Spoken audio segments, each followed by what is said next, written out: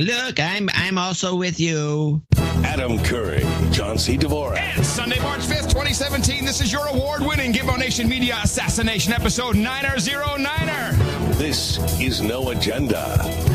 Tracking bugs of all varieties since 2007 and broadcasting live from the darkest corners of the internet here in downtown Austin, Tejas, capital of the Drone Star State. In the morning, everybody. I'm Adam Curry.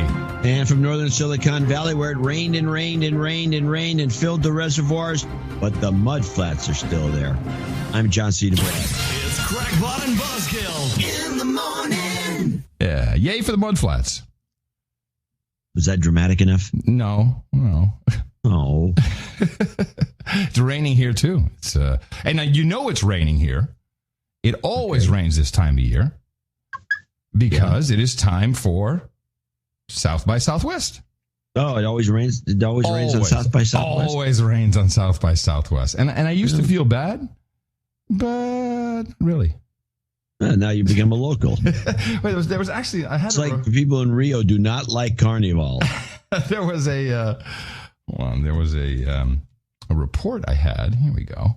This is local news here from Austin, Texas. As you know, we are a sanctuary city, which is now being defended. We have protest marches, all kinds of stuff going on. Even though the governor of Texas said, no, you really shouldn't be doing that. That's not how it's going to work. And now we have Resist We Much at South by Southwest. As tens of thousands of people get ready to embark on Austin for South by Southwest, a long list of scheduled performers say they won't be here. Tonight we learned why. The Crocodiles, Priests, and Downtown Boys are just a few of the 50-plus bands opting out of South by Southwest. Making the decision after musician Told Slant said on Twitter, after looking at his contract, he's deciding to cancel his performance at South by Southwest, posting this portion that says the conference reserves the right to alert U.S. immigration authorities about international artists if they violate their performance agreement. Entertainment lawyer Brian Goldstein has been working with international musicians, actors, and live performers for more than 20 years, regularly looking over performance contracts for his clients. He says the language in Told Slant's contract is normal because whether it's an opera company or an orchestra or anybody who's bringing in a foreign artist, to put something in the contract that says you're responsible for making sure you get your visa and that you're, legally authorized to perform. And if we discover that you're not authorized, we have the right to cancel the show with no damages. What's not normal is if they find out they have, somebody who is illegal, they get rid of them. It's very rare, especially in the arts, that you say, and we're going to rat you out. South by Southwest. It's so rare in the arts because in the arts we protect ourselves as liberals. The arts that you say, and we're going to rat you out. South by Southwest has released a statement saying the conference takes a public stance against President Trump's travel ban and Senate Bill 6, going on to say the conference has never reported anyone to immigration authorities and that the clause has been in the contract since 2013. Oh, there's your kicker. Yeah, morons here. And it is absolutely true that all these musicians and all kinds of people, they come here to work. And they come in on tourist visas. And if you're making money and you're working, I can't do that in Europe. No, you can't. In fact, I have to do all kinds of paperwork with Australia to do the show from there. They're very keen on making sure you have the appropriate paperwork. You can't do the show from there without paperwork? That's right. I've received multiple emails of note and warning from our producers saying, dude, if you're going to be making money... Kick down the door. Wow. Big door to kick down. Podcaster alert. Let's get in there. He's dangerous. He might be armed. We've got a rogue podcaster. Rogue podcaster. It's rogue podcaster. The best is that it's been in the contracts, for 4 or 5 years. Okay. Everybody's a resistor. Resist. But resist we much. That's right. Resist people. Well, Jean-Claude. Oh, there's a lot of stuff. There's just like, when is the media? I guess it's not going to happen. They're going to just hound this guy Well, can I congratulate you first of all? May I give you a props for Bing? Yes, a ding for calling the bugging of the White House 6 weeks ago. Yes, at least 6 weeks ago, and when you were convinced then.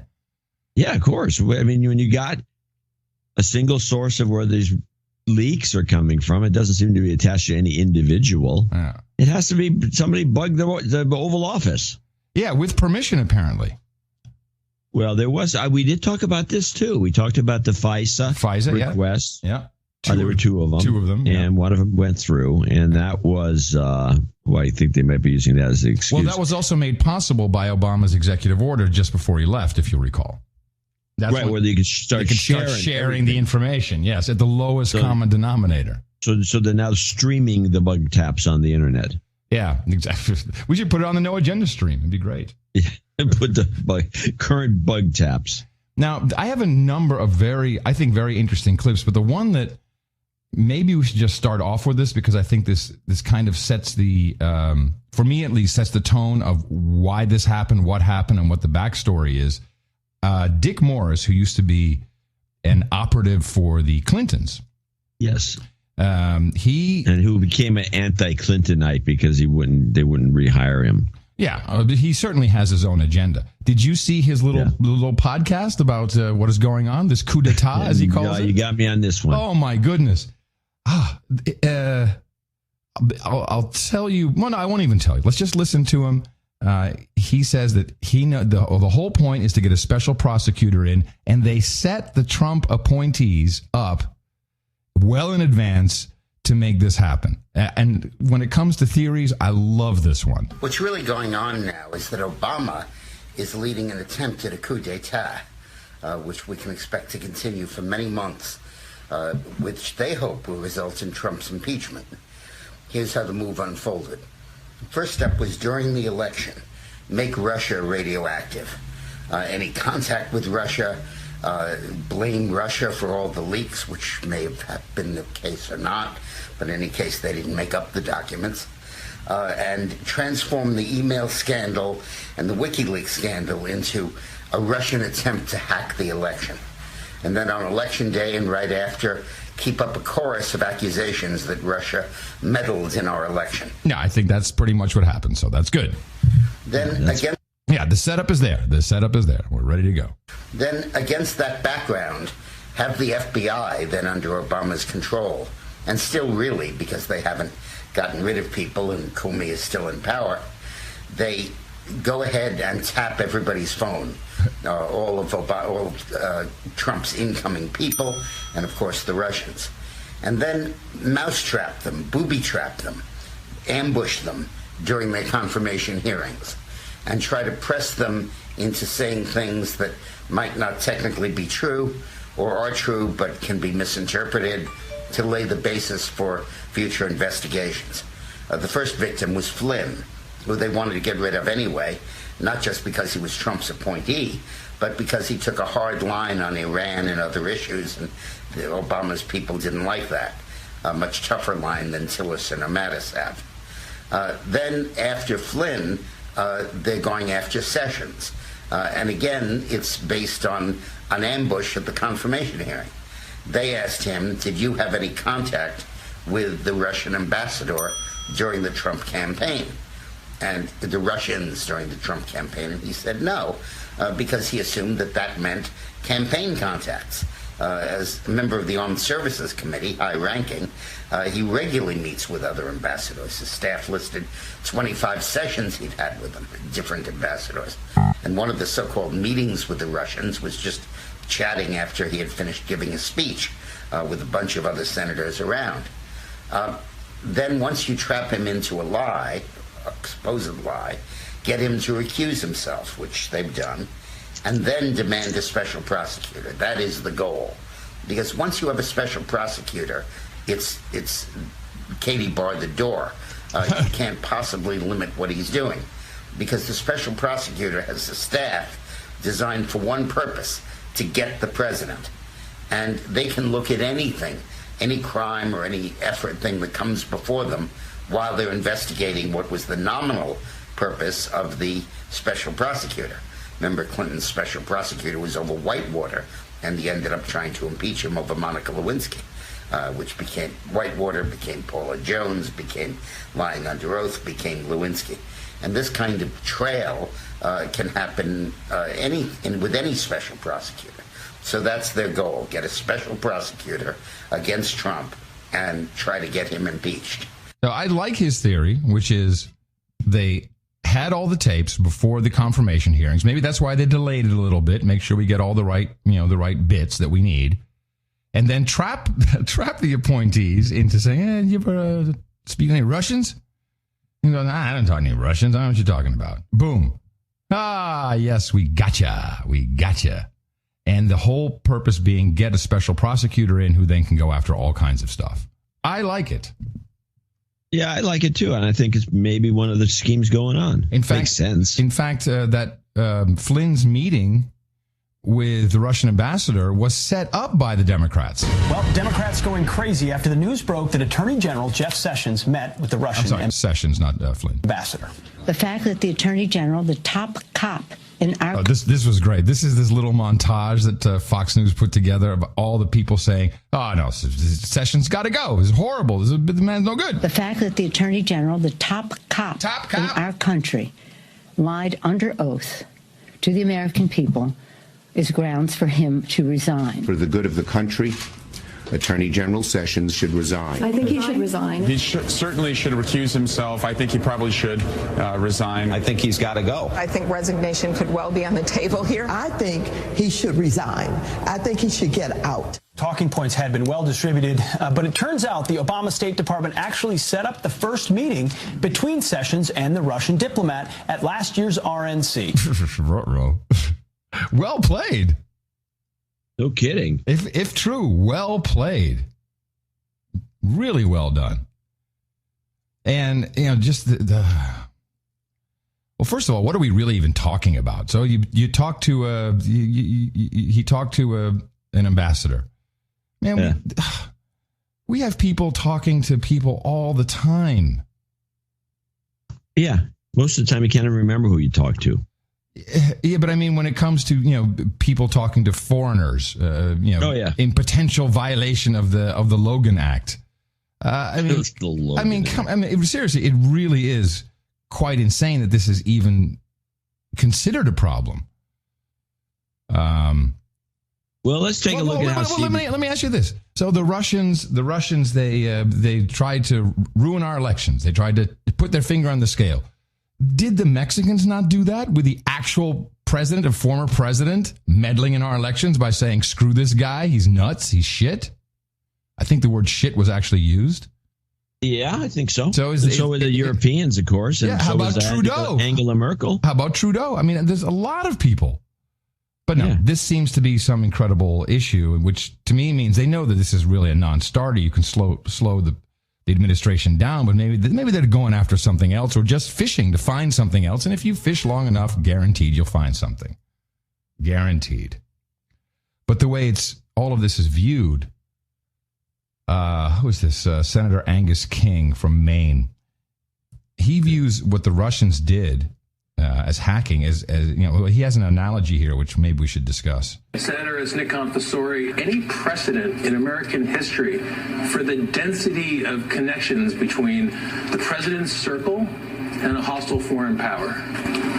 I certainly never recall of anything of this nature. The closest I can think of is the connections between Charles Lindbergh and Nazi Germany in the 30s, and I don't during that time. But I can never recall anything of this kind, and we've never seen anything like this. And here's one way I think we ought to think about it, because people say, well, it was a cyber attack, they hacked the computers.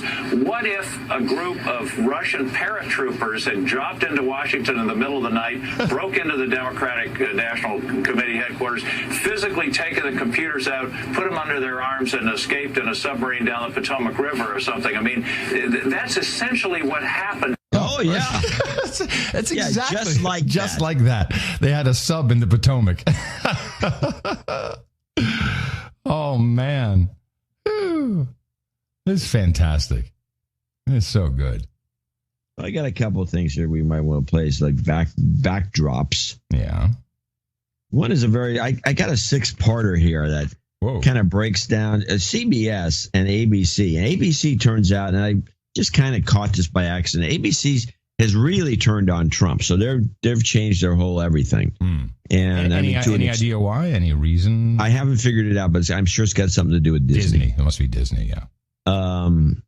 So they've really turned the tables, and they're just going after him with vengeance. And so they're spending like half of the news. They have a half-hour news report. Half of the half hour, which is only 10 minutes, because I think it's only 20 minutes. Because this is commercials. Half the half hours about Trump, and they're just slamming him and slamming. And then they're doing a lot of by association stuff. In fact, it's so razzmatazz where they say one thing to say, and then they'll throw in a little, like a small clip, a snippet, and then they'll have some sound effects in the background of somebody being choked or something. And it's just, the whole thing is like overproduced, and it's like, it would just, going right after him as though this is the whole. The funny thing is about the way they do it, and you're going to play this, you'll play part of this, and you'll hear it in David Muir's voice. There is a sense of urgency. This is all old news. Yeah. Repackaged, but they have it as they're playing it with an urgent breaking, blah, blah, blah, blah, blah. And they're talking so fast that you think that there's, all hell's going to break loose if you're not paying attention to it. And let's start with, you can kind of hear it in the way this is presented. This is Russians and the Trump administration on ABC. This first clip's a long one. We can interrupt it. Part 1. Good evening, and it's great to have you with us here on a very busy Friday night. And we begin tonight with new questions swirling around President Trump, his team, and communications with the Russians before the election. Tonight, President Trump firing back, saying Attorney General Jeff Sessions is the victim of a, quote, witch hunt. It comes after Sessions did not reveal, while under oath, 2 meetings with the Russian ambassador during the campaign. The president said his attorney general could have been more clear, but he also lashed out at Democratic leaders, tweeting an image of one of them with Vladimir Putin. ABC senior White House correspondent Cecilia Vega leading us off. Inside the Oval Office today, President Trump huddling with his closest advisors, Steve Bannon, son-in-law Jared Kushner, and daughter Ivanka. The president then heading to his Florida golf club Mar-a-Lago for the weekend. But tonight, his administration in damage control. The president calls it a witch hunt, but there's a growing list of aides and advisors who misrepresented their contacts with Russia. There's Attorney General Jeff Sessions and that bombshell revelation that he twice met with Russia's ambassador during the campaign. That's not what he told the Senate. I have been called a surrogate at a time or two in that campaign, and I did not have communications with the Russians. But now, in retrospect, if I should have slowed down and said, but I did meet one Russian official a couple of times. That would be the ambassador. And former campaign foreign policy advisor Carter Page. First, this denial. Did you have any meetings last year with Russian officials in Russia, outside Russia, anywhere? I had no meetings. Now an admission. He met with the Russian ambassador, too, during the Republican National Convention in Cleveland. Did you meet Sergei Kislyak in Cleveland? Did you talk to him? I'm not going to deny that I talked with him. Although I will say that I never met him anywhere outside of Cleveland. Let's. You know what's really going on here? What I hear continuously, and it's being said as well. Every journalist wants to have the Watergate story. And that's why the urgency, and they're all, they got little gotchas, and Rachel Maddow always has some exclusive piece of paper somewhere. They all want to be Woodward and Bernstein. Yeah. Just to say that much. Stop. Hold on a second. Stopped. Since you stopped it, I wanted to throw a couple of things in that had been already mentioned. One of them was the when she goes on, she says this, a picture from 2003 or 2007 of somebody eating a donut with Putin. And I was kind of baffled by that, because that is the picture. That's Chuck Schumer. It's not just any old guy. Oh. And they did not mention his name. And I thought that was peculiar. Well, no. And also this guy, Carter Page. Yeah. Now, Carter Page came up, and I mentioned him. This was like over a month ago. Carter Page was a target. Yeah, he got taken down by Pooper. Yeah, well, if you want to call it that.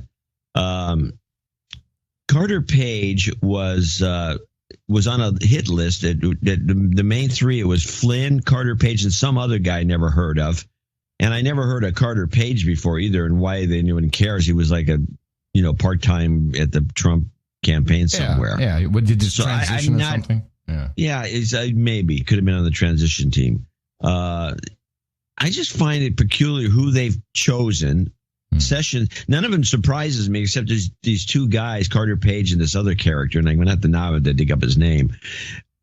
Why are they on the list? I mean, what's so important about those two guys? Carter Page is kind of like this lisping, kind of fumbling. I guess I don't know. I'm kind of if this character. If this is a true coup d'état and it's been premeditated and set up, maybe it's just the first strike was Flynn, successful, and they wanted Sessions, and then just do a couple other guys. The first strike, in my opinion, which was the first salvo, was Monica Crowley. Monica Crowley predated everybody else, and she was slated to at least be considered for the.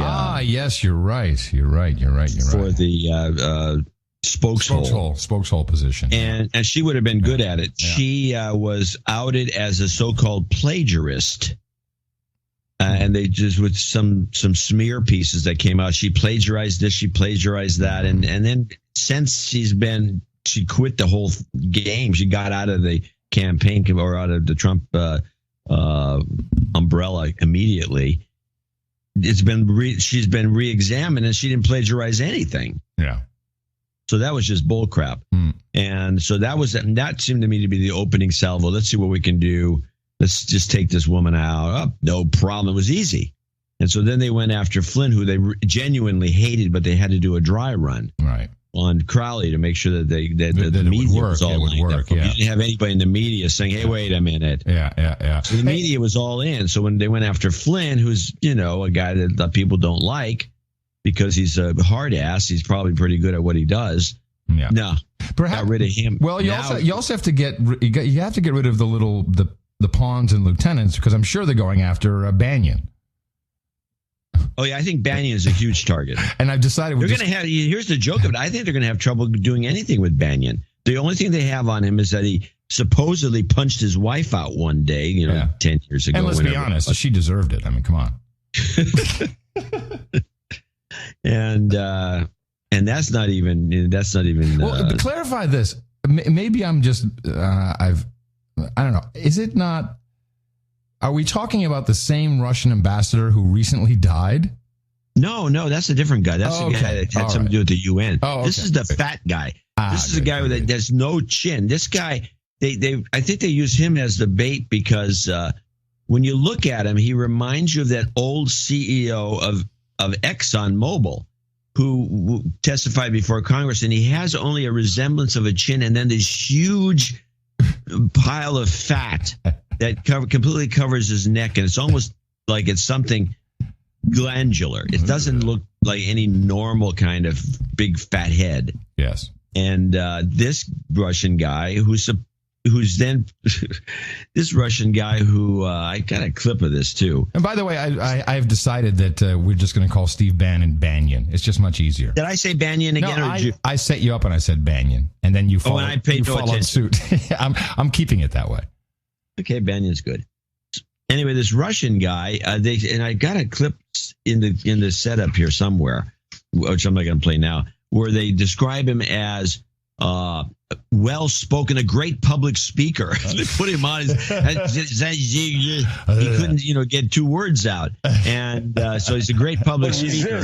We must. One of those guys. And so he's also been described as the top recruiter for spies.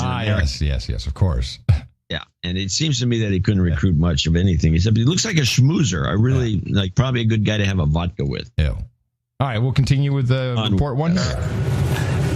outside of Cleveland. Let's just say that much. The only time that you met him was in Cleveland. That I may have met him, possibly it might have been in Cleveland. It comes after President Trump himself insisted nobody on his team met with the Russians during the campaign. Did you or anyone in your campaign have any contact with Russia leading up to or during the campaign? Nothing at all. Not at all, he said. There was also National Security Advisor Michael Flynn, fired for lying about the nature of his conversations with that same Russian ambassador. And Jared Kushner joining a meeting between Flynn and the ambassador at Trump Tower in December. Top Democrats calling for a full independent investigation. The administration clearly cannot be trusted to investigate itself. But today, the president firing back, saying investigate them, calling Senate Minority Leader Chuck Schumer a hypocrite, tweeting this 2003 photo of Schumer and Vladimir Putin eating donuts together in New York. Schumer says that meeting took place in full view of the press. And this 2010 photo of House Minority Leader Nancy Pelosi at a table with the Russian ambassador and others. Earlier today, she claimed she never met him. Her spokesman now says she meant she never had a private meeting. Pelosi tweeting, Donald Trump doesn't know the difference between an official meeting photographed by the press and a closed secret meeting his attorney general lied about under oath. Now, John. That was good. Yeah, but the whole thing is if this indeed is set up this way, and as Dick Morris claims, Valerie Jarrett and Barack Obama and Michelle Obama are all sitting there in D.C. in the cackling in the war room. If that is true, then surely they have something else up their sleeve. They know that this really won't go anywhere. They know that there's just really nothing. I mean, I haven't even seen transcripts that talk about, that show that Flynn discussed sanctions. None of this exists as far as I'm concerned. It's just not there. But you don't need it. You don't need it if you got the media. No, I understand, claims. But to actually have, so first of all, you can't have an independent prosecutor. Those don't exist anymore. You can have one that is still under the auspices of the DOJ, Department of Justice. And so, so he's going to go out and he's going to find what? This is not impeachable, what happened here or didn't happen here. So why are they doing it? Just to slow him down, or do they have something? I think they might have something else up their sleeve, something big. I think this is a good theory of yours. It's nothing I thought of. I think they're just trying to keep him from ever getting traction because seems like too much everything he does is ruining. He's tearing down the old establishment. Yeah, but they went through FISA court, first an executive order to make sure everything could be shared. Then they got a rejection on a FISA court warrant. They got an approval in October. And here's the thing. The media doesn't care. It's like crickets. Oh, well, Donald Trump said with no evidence. It's almost like evidence. From the Muslim majority country with no evidence. Yeah, the with no evidence thing. In fact, I have let me see, where is he? Former Attorney General for Bush. Let's see where I have this. Yeah, we've had this guy's clips on twice. I know who you're talking about, the old guy. Yeah. Where is, let me just see where I have this clip. I have so many different. Every time he's been on, let's play part 2 while you're digging that. Well, I have it. You want to hear it now? Okay, yeah, okay. Sure. So this is, what's his name? I like this guy. Yeah, this is Michael Mukasey, former Attorney General for Bush. I presume Bush won. The first time we played his clip, which was about a month ago, was he said, the Flynn thing, there's nothing to it. Right. Wrong. The second time we played was you had another clip of him about 2-3 weeks ago. Was he wrong again? Was he wrong again? Well, he was right. If you listen to him, you'd say, but what happened was something else. So he was wrong. Well, I do like what he did here because he's got Erin Burnett on from CNN's. And Burnett she's coming unhinged with some of the terms she's throwing out there. Okay. I thought you already played this one. I don't think so. Okay. I don't think so. Is he going to play at all? The FBI and the DOJ have to remain independent, but every contact is not improper. Correct. I have not examined these in detail. It sounded from reading that like he's trying to give himself cover in case something improper did happen. I mean, this isn't a full-throated defense. This is every contact may not be improper, but I haven't looked at these. That's what any person would say in his position. He hasn't looked at them, nor should he waste his time looking at them. So should he recuse himself and do a special prosecutor, as Darrell Issa is asking for? Special prosecutor of what? Where's the crime? We haven't even named a crime, let alone suggested that charges are going to be So you're saying brought. until Congress comes out and says, here's the proof that we now see that there was connections between the Trump campaign and Russians known to U.S. intelligence, and only then you would say, because that would be possibly a criminal act, right? No, it wouldn't. Even if they had regular contact talking about working together? The only beat Hillary statute Clinton? I know that conceivably violates is the Logan Act, which hasn't been prosecuted since 1793. Right. And when they get to Jimmy Carter, Jesse Which Jackson, prohibits you from talking about future policy. But I'm talking about collusion, or it would be great if you could find things on Hillary Clinton, those sorts of conversations. That would be treason, right? What? No? No. Yeah, no, you played this clip, I can assure you. I can assure you I have not. Okay. Okay, people out there, you know what to do. But I do like where he goes, what? Yeah, I know. This is a very funny clip. He goes, what? Again, though, it's not, he's not right. He's, he is right, but it's not the way things are going. They're just, I think Trump is being railroaded. And I think the whole administration is, and I think Sessions recusing himself. Here's what you really has to do right now because of him recusing himself. And why would he even do that? Because they were hounding him. I think he knuckled under. Yeah. Well, is there a there Sessions there? is kind of a gentleman. Okay, well, at least I can recuse. I'll recuse myself. And then apparently Trump got irked, but I don't know that that's even true. That could be a lie. Whatever the case, I think that Sessions should resign, just like Flynn did. And they should put in the second guy, another guy. Huh. I hate to say that he should resign because he screwed up in his testimony. I think it was in how many hours he was testifying, and then he had then Franken went on and started badgering him. Yeah. And, I remember that. Yeah, I remember that. And so I hate to say it because I think he'd be a good attorney general. But you know what the worst part is, especially of that clip? Man, Erin Burnett used to be so cute when she was on CNBC. What happened? She's working at CNN. Oh, man. That's what happened. It's where women go to die. It's sad. Well, that clip is interesting in that she just sounds dumb. And what she said, well, that's treasonous. How do you come up with treason? Yeah, treasonous. Don't start talking treason until you know what it really means. And that ain't it. That's the problem. All right. Onward with the ABC takedown. Yes. Clip 2. So let's go live to Cecilia Vega at the White House tonight. And Cecilia, reporters have also been asking about something else. Where is the new executive order to replace that travel ban the White House had indicated? What was that? Now let's stop right there because they just added an element. Now this is a very interesting trick.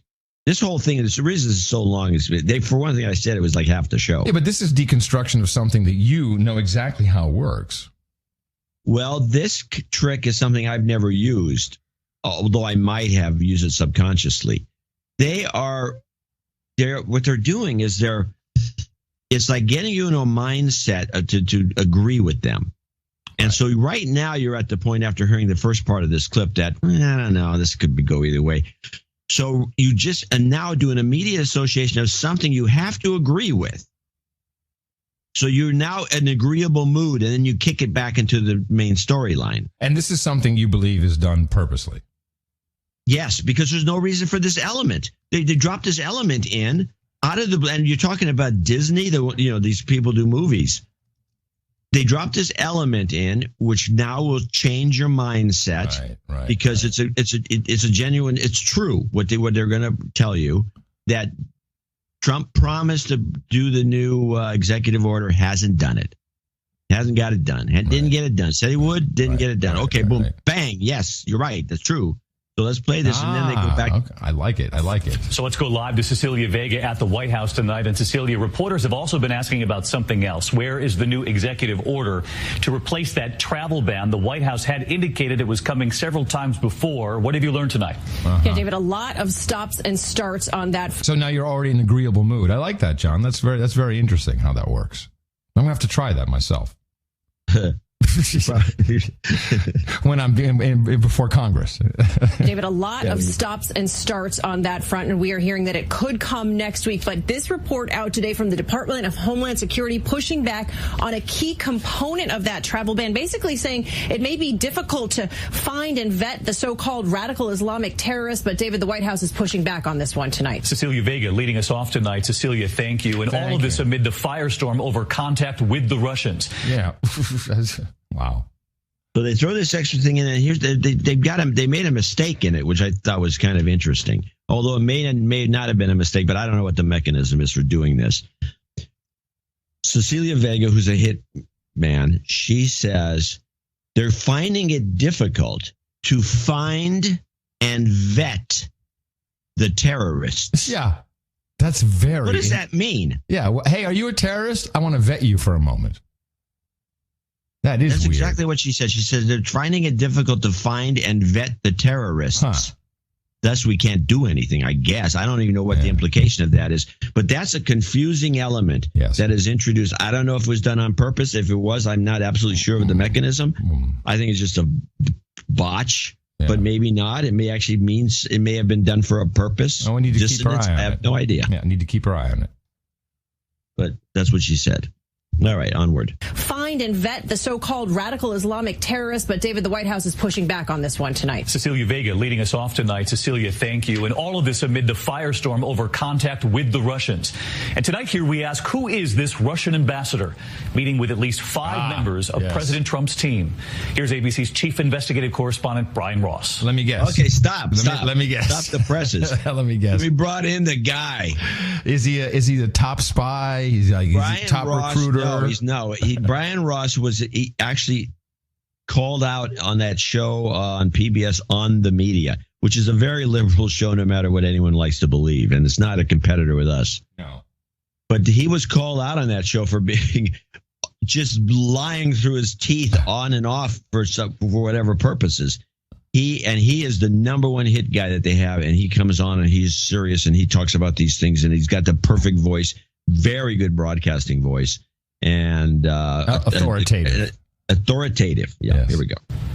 As a career Russian diplomat, Sergei Kislyak, the ambassador to the United States, is skilled at public speaking, delivering what the FBI calls utter falsehoods. The government of Russian Federation is not involved in any hacking of the type you are discussing. And now the ambassador claims the meetings he had with key members of the Trump campaign before and after the election were nothing unusual, not connected to the hacking. We do not interfere into internal affairs of the United States.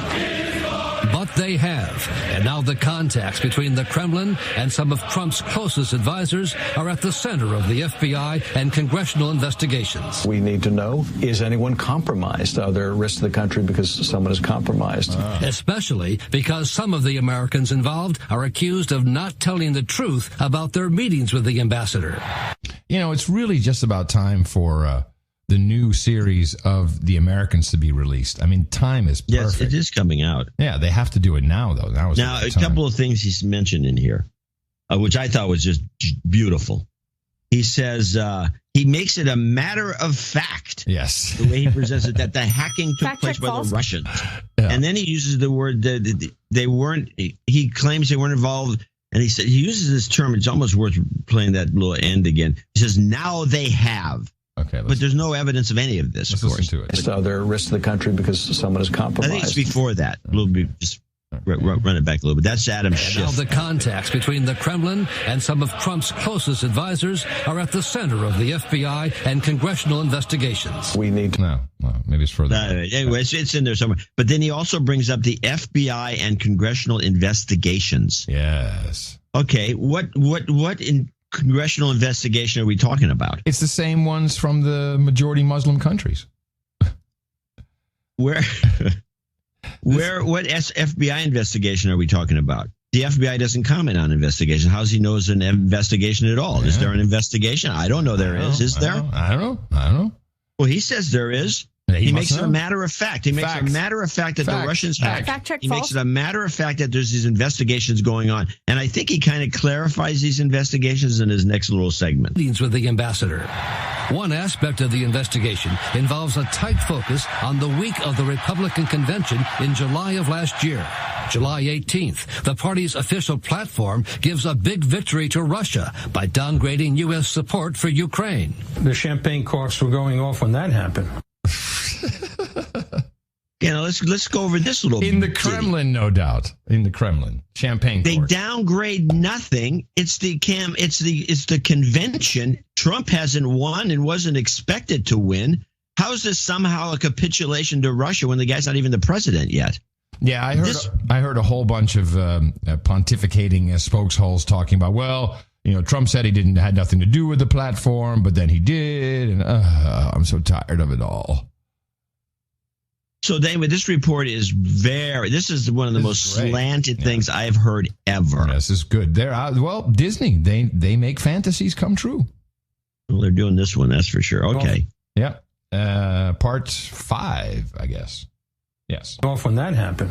July 20th, Ambassador Kislyak meets with Senator Sessions and Trump advisor Carter Page at the convention. That's why they wanted him, John. He was there. He's just collateral damage, probably.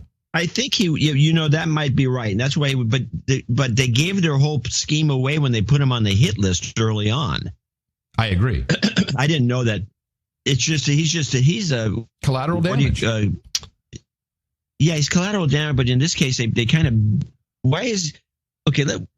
why is this guy on the news hours being interviewed? He's on all these shows. He's getting a lot of publicity. I think they made him into a straw man. He's not even a real personality. Well, what's better? I didn't clip anything, but when he was on Pooper Show, he was defending himself against all the. He has lawsuits running. He's got all kinds of stuff in his own that are running. And so, he's just mincemeat. It's just easy. It's like. He's dumb. It's like orcas playing with little penguins, baby seals, just tossing him around. That's a visual for you, huh? Yeah. Anyway. Yeah. Is that the end of 5? No. And Trump advisor Carter Page at the convention, something Page later tried to deny. I had no meetings. Meetings. July 21st, Donald Trump accepts the Republican nomination for president. Thank you. Thank you very much. And the very next day, July 22nd, WikiLeaks posts the first of the hacked Democratic Party emails. Well, there's proof. There's proof. They met at the convention. Hey, comrade, release the documents. Yeah, there's a lot of people doing timelines. Yeah, timelines are cool because you can create scenarios that don't exist. Yeah. And I wonder about some of no one's really, I haven't done this either, carefully examined the timeline because it's possible that the timeline is. I happen to have a timeline here, actually. We're publishing in the show notes. So you want to? Well, let's finish your last clip. Let's finish the last clip. And Brian Ross with us here tonight. Brian, we know both Congress and the FBI are investigating that very timeline you just reported on. Where does that stand? Well, right now the congressional investigations have barely begun, but the FBI has been at it for months now, trying to determine, David, if all of this is coincidence or collusion. Yeah, revealing very little, if anything. That's right. About what they found, Brian. There's nothing. Very little, if anything. There's no congressional investigation going on. No. And that's what he said. But, meanwhile, he dramatized it during his report. This is the worst. And you know where this comes from? What I've tracked back, the initial, hey, wait a minute, there's intelligence on phone calls and meetings being made, comes from Louise Mensch, who we've discussed as a possible, British intelligence asset. Right. And probably when she was working at Heat Street, which tells you something about those guys. Huh. Do you want? Here's the timeline I have. June 2016, first FISA court request to spy on Donald Trump. In October, that was denied. October, a second request, and that was approved. Around the same time as the second request. But it wasn't for Trump. The second request, my understanding is, was for Manafort and Roger Stone. I'm okay. I don't have a copy, obviously. I understood it was for Trump specifically. No. Okay. At least that's my understanding. You could be right, but the way I was told the story, it was from they couldn't get Trump on the thing, so they decided to find somebody that's always talking to him, and they got Manafort and Stone for some reason, because Manafort was doing a lot of business in Ukraine. I don't know why they put Stone on there, but who knows? Well, at the same time, apparently, Ron, in October, as the second FISA request was going in, Ash Carter and James Clapper tell President Obama to get rid of NSA Director Mike Rogers. And this is that's. I didn't know this. Yes. Was this after that report came out? Where Rogers wouldn't sign off on it? He says, I'm not that confident in it. October. So, the intelligence agencies. Yes, October. It had to be after October. Yes, because we got to get the date of that report so you can put it in the timeline. Okay, I'll get that. Because if it was right after that timeline, that's when the report came out. All 17 agencies. Right. When it was only 2 agencies, the rest of them just signed off on it because they had nothing better to do. But wait, here it comes. A week after the election, Mike Rogers goes to Trump Tower without telling Clapper, which then results, I guess, in this either. Yeah. Let me see. Then we have the rule changes, which Clapper signed off on December 15th. Now, this is the, you can share this intelligence broadly with any other agency you want. Right. Michael Flynn spoke to the Russian ambassador on December 29th, 2016. And on December 29th, 2016 is the very same day Obama announced sanctions to Russia. So did that come first or second? I don't know that. But in January, in January is when Obama expanded the NSA sharing. There you go. That happened in January. The new powers... Yeah, that was the last thing he did. Yes, the new powers and reduced protections make it easier for intelligence on private citizens to be circulated improperly or to be leaked, of course. Then, January 3rd, Loretta Lynch signs off on the rule changes for phone taps. So there's our little twerp. January 12th, WAPO reports on phone calls from anonymous intel sources. January 15th, Pence is on Face the Nation, which, of course, we know he screws that up.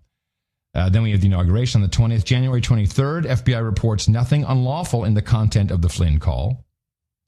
26, Sally Yates, you remember she was the acting attorney general, informs President Trump there might be a conflict between VP Pence's stated TV version and what the intel community communicated to Yates that Flynn actually did express to Russia.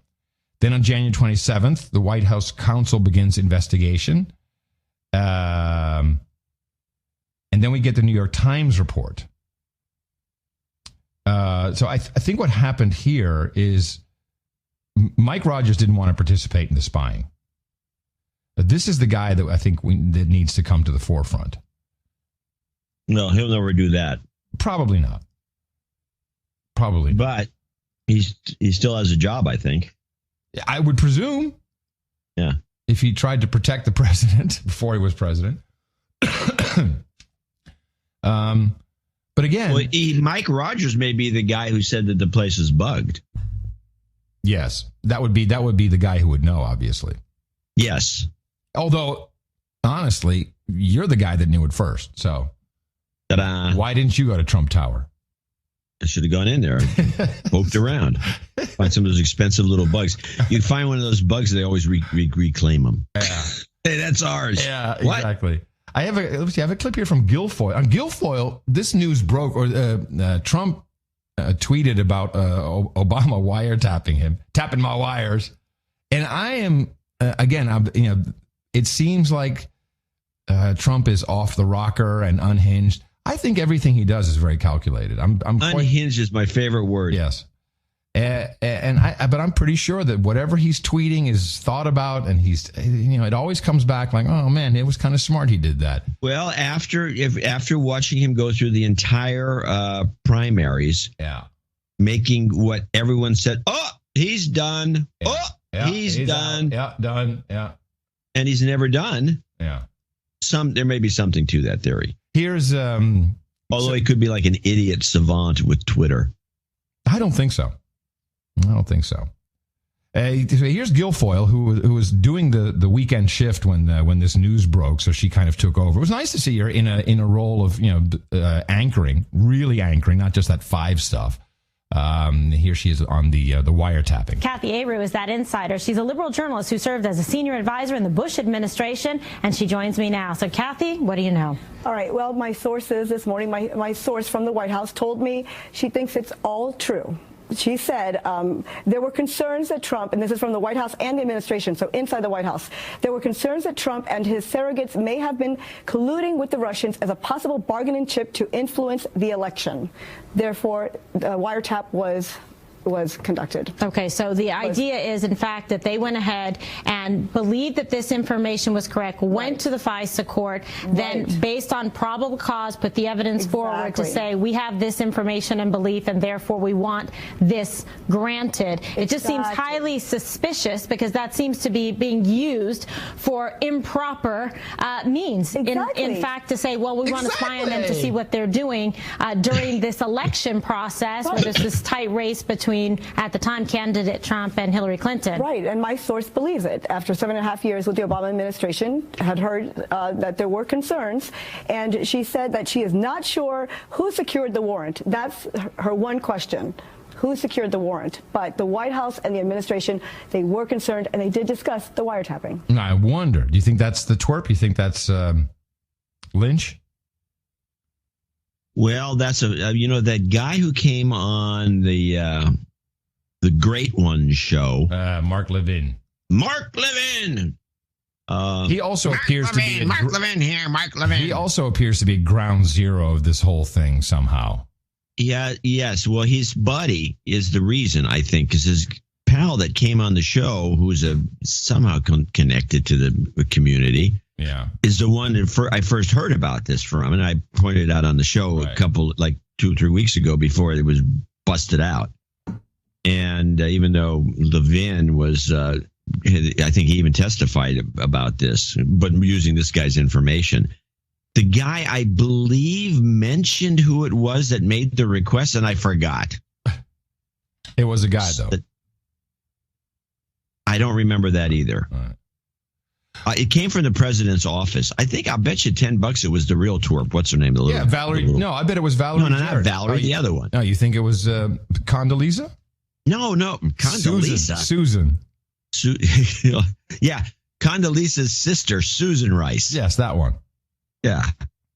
I think so, yeah. Yeah, that's possible. But that doesn't mean she wasn't directed by Valerie. Valerie would be the one who'd come up with Now, I have to say, knowing that she's holed up in the Obama's house, I mean, you got to think that this definitely... Yeah, that way they can work on these schemes 24/7. They really are doing that. I mean, I think that's probably true. I was skeptical to hear, they're going to be that war room. But, then hearing that Valerie Jarrett's going to live there, okay. 2 more positioning clips that I just want to get out of the way regarding this. This is Robert Wassinger, former Trump transition team member. Not a great appearance on CNN. Well, I'll spell it out for you.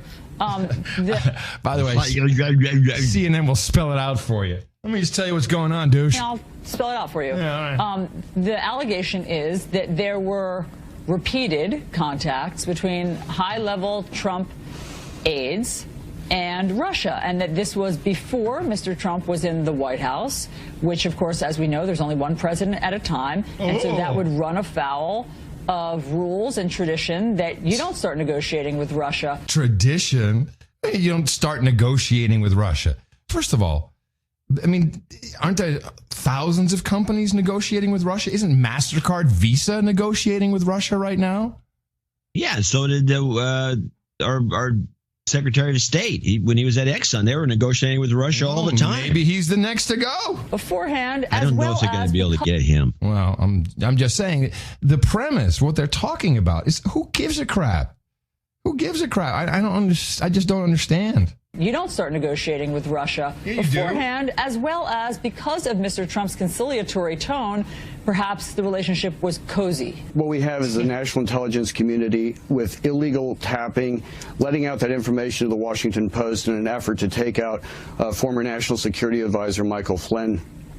And I think if you take a step back at some of the other elections where allegations like this have been made, particularly in '96 with Clinton, Gore, and the Chinese fundraising, we had actual evidence of the Chinese trying to influence the election through financial contributions. Right. The vice president was making fundraising calls out of out of his official office. Those are real illegal activities. What we're talking about here again is just very amorphous, imprecise allegations. And again, the only real fact that we have is that the national intelligence community illegally tapped Michael Flynn, a private citizen, having conversations. Yeah, which of course had been legalized by the sitting president at the time. Well, they also that was legalized was the sharing. The tap itself was because their argument was it was a tap of the ambassador. It was a tap of Flynn. And he just got caught up in it. Yeah, Flynn called all of a sudden. We were listening in on the Ruskies, and then Flynn called. Go figure. It's crazy. Yeah, what are we supposed to do? Well, I mean, I'm telling you. One more, Noah Rothman. And he is, I think he's a columnist, but I thought he had some interesting things to say. Well, Wednesday night was particularly frenzied because we had 3 stories that came out with quick succession, one after the other, all of them having the quote-unquote former administration official, the ubiquitous presence. And they're just about all of them are alleging that this administration is doing something that we didn't do, that this particular aspect of how the administration functions is certainly not how we function. I'm not entirely sure it's destabilizing so much as it is an effort to rehabilitate the Obama White House, particularly the foreign policy establishment, which left with a cloud hanging over it. The context is the Obama administration left a trail of breadcrumbs for investigators to discover related to this Russia scandal. If anybody wanted to look into this information, a lot of it was the classification was reduced, or some of it was, they just allowed people to see information that they didn't want to see. And what you're referring to is transcripts that were apparently taken of calls that were intercepted to Russian officials, which is apparently standard, but the fact that those were transcribed and related to reporters is far from it. This is the kind of thing that we're talking about, and it's being presented as noble and virtuous, and it's valuable information. Don't get me wrong, I'm not making a judgment there, but at the same time, it's not normal. This is very unique. And that's what's disturbing about this sort of thing.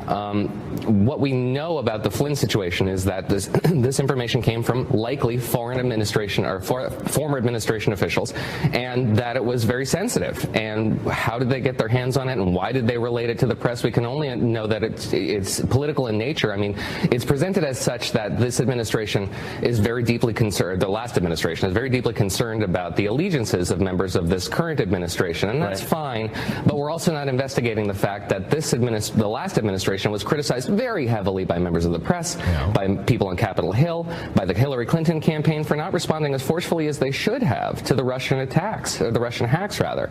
So the fact that there's a career probably deserves a little bit more scrutiny than it's received. No, he's done.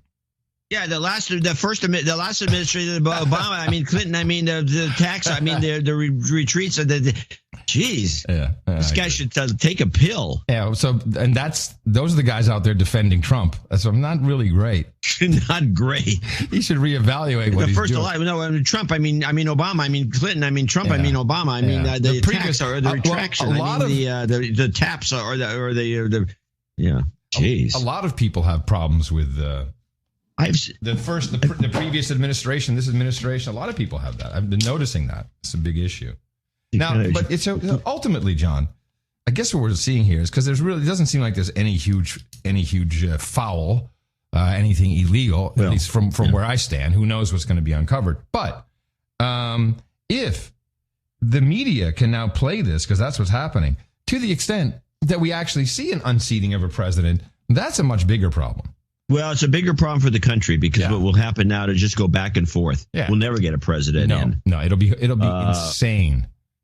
And that's what they're trying to do. The media they're just naive about this. I do have two clips of the story that broke on yesterday about the taps This ran on CBS Weekend Edition, and it has the CBS slant on the whole thing. And I think it's worth listening to before we take a little interlude. And is this Trump Tap 1, or what is this? Yeah, Trump Tap 1. Before most Americans awoke Saturday, President Trump was on Twitter posting explosive wiretapping accusations against President Obama. Mr. Trump claims he recently learned Mr. Obama ordered what Trump describes as a Watergate-style wiretap on Trump Tower in New York. He says it was just before the election. Mr. Trump offered no evidence, and an Obama spokesman issued a quick denial. It comes amid growing controversy over the Trump administration's possible Russian ties. The president is spending the weekend at his Mar-a-Lago resort in Palm Beach. Errol Barnett is there. President Trump is back on familiar ground here at his Mar-a-Lago resort in Florida, and he's back to one of his favorite activities, stirring up conversations with his tweets. After a week of speeches and addresses widely regarded as presidential, Mr. Trump made an explosive allegation that the Obama administration secretly listened in on him during the election. From the Winter White House. The Winter White House. That's what he's calling it. He should just stay down there. I think, they're always bitching about, now they're making a big bitch and moan about he's traveling too much. As though, he's not traveling with his mother-in-law to Europe on the 747. He's just going back and forth to Florida, which you can take a train to if you wanted. What I like the best, it's not that far. I like the comparison photos of the Oval Office and the president's desk with Obama behind it, and then with Trump behind it. And the difference is just mountains of papers, just mountains of papers that Trump has everywhere. He's got a very unique filing system. Oh, that's probably, yeah. He's somewhat of an archivist in a way. Yeah, sounds like he's like me. He's a piler. You put stuff on a pile, and you know exactly where it is in the hierarchy. Anyone should go watch The Bank Dick with W.C. Fields and see how that really works. Guy comes in, the Fields has got these piles of paper. They're mile high on the desk, and the guy says, "I need I need a report from March of last year." And he says, "Here it is." And he looks at it and he goes, "Oh my God, you're never going to find it." And so Fields says, "Ah, yes." And he puts his hand on there, and he's like. And he makes it like he puts his hand on a flat hand, and he flips it over, and then he flips it over as he goes down the pile, and then he moves down a little bit and digs in and pulls it right out. Yeah, that's how I file stuff too. Piles. It works a bit until somebody comes in and cleans up your mess. Oh man, and that's the worst. Don't mess with the piles. Yeah. Oh, I thought it just tidied up for you. Oh no. Yeah, right. Oh, now I'm done. No. Oh no. All right, let's play. This is the. I thought I had a third one. Yeah, you have a second one. You have a second. Yeah, the second one. This is just as a standalone clip. This would be called the nut, an old-fashioned journalistic term for the number one thing where everything is summarized in one little paragraph, like one little bit. The nugget, the nut, This is it. The newsicule. This is it. You like my newsicule? That's the new one I just made up. Newsicule. The president's tweet storm started around 6:35 a.m. with this. Just found out that Obama had my wires tapped in Trump Tower. Nothing found. Minutes later, he asked, is it legal for a sitting president to be wiretapping a race for president? A new low. And offering no evidence of wiretapping as proof, suggested a good lawyer could make a great case out of the issue. 10 minutes after that, he compared the allegation to the Nixon Watergate scandal, saying President Obama is a, quote, bad or sick guy. A spokesman for President Obama released this statement, saying in part, neither President Obama nor any White House official ever ordered surveillance on any U.S. citizen. Any suggestion otherwise is simply false. I'm really liking the no evidence meme. Yeah, the no evidence meme is a classic. To which he offered no evidence. He said this offering no evidence. Ann Coulter had a mean-spirited tweet. She says, yeah, just like the New York Times and the evidence of the Russians hacking the election. No evidence. No evidence. Well, whenever this kind of thing happens, we're always very pleased to close out the A block with a new jingle. Thank you, Secret Agent Paul.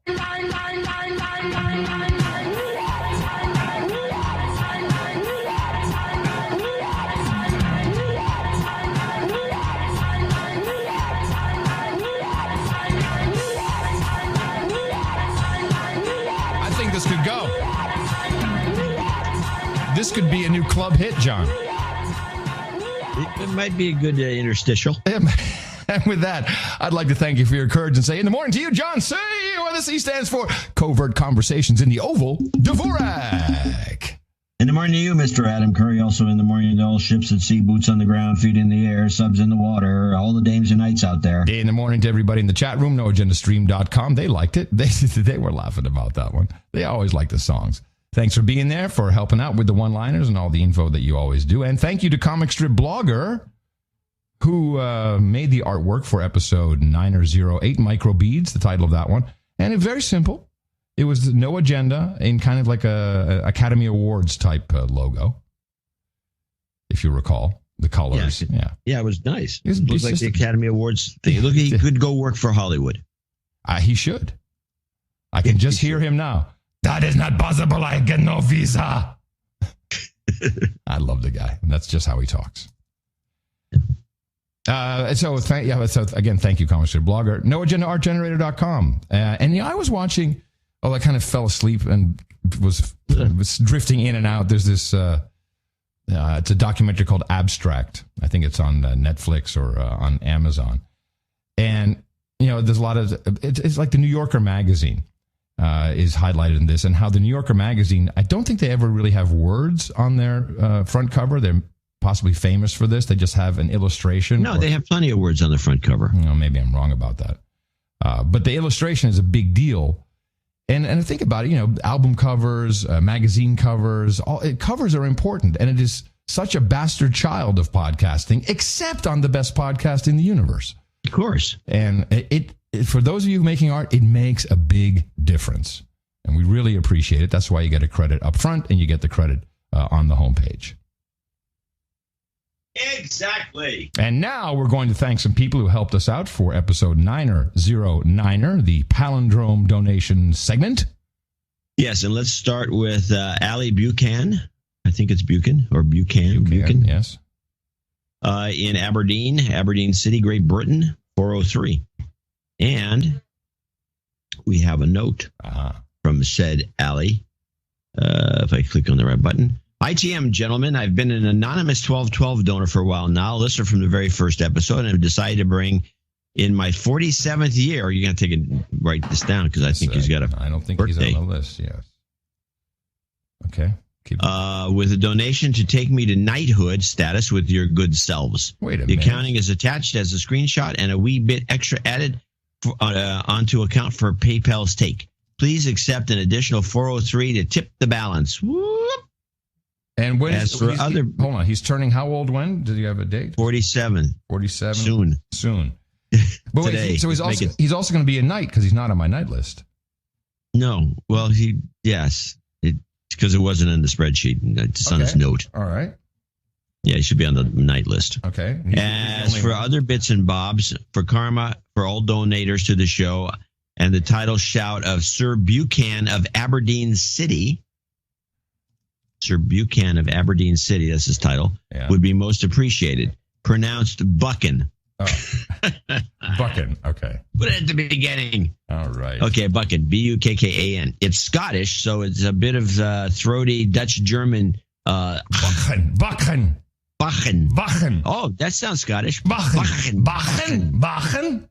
Not Bushin, as my English cousins tend to say. Bachen. I got it. Bachen. No, you're saying Bachen. No, I'm saying Bachen. You're saying Buchan. Bukken. Buchan. Sir Buchan to you. All right. Okay. Good. Well, I can't wait for that ceremony. It's going to be fun. I'd like to ask a favor. Uh-oh. John and Adam, would you consider being guests on a fantastic podcast called Grimerica? Yeah, we've been asked a lot. I've heard, yes, we've already decided we'll do this eventually. Yeah, not together. I heard Adam mention out on the show a good while ago, and now they've been a listener ever since, and they've been value for value model, which was inspired by No Agenda, and I have a varied guest list that everyone can find an episode or a few that hit this mark for them. I also heard a rumor that they have a new venture in the making, again inspired by the work you guys are doing. We're very inspirational. Yeah. Still waiting for further details on it at present. Oh. I know it's a bit of an ask, but if you could seriously consider it, okay, we already did. Yeah. And we will. Thank you for the effort that you both put on the show. It's a poorer world without it. No mistake. Love and light, Allie. Rip. Love and light. So all he wants apparently is just some karma. I'm going to give him some karma. Well deserved, Ali. You've got karma. Buchen.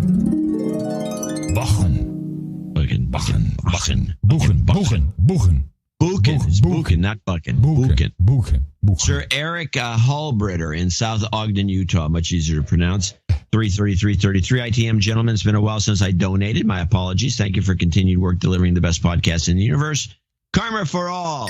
All right. Thank you. Short and sweet. You've got karma. Sir Hallbritter. Curiously, Jason Lane, 33333 in Golden, Colorado. Forgive me, Podfathers, for I have sinned. It has been 1 year since my last donation. Can a brother get a de-douching? Yeah, right away. You've been de-douched. Now I want to call out Dirtus Curtis as a douchebag. I also want to say to my boy Wolf, thanks for listening and keep it up. Good to be here, Brolf.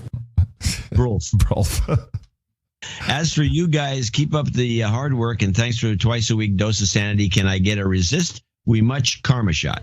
Of course. But resist, we much.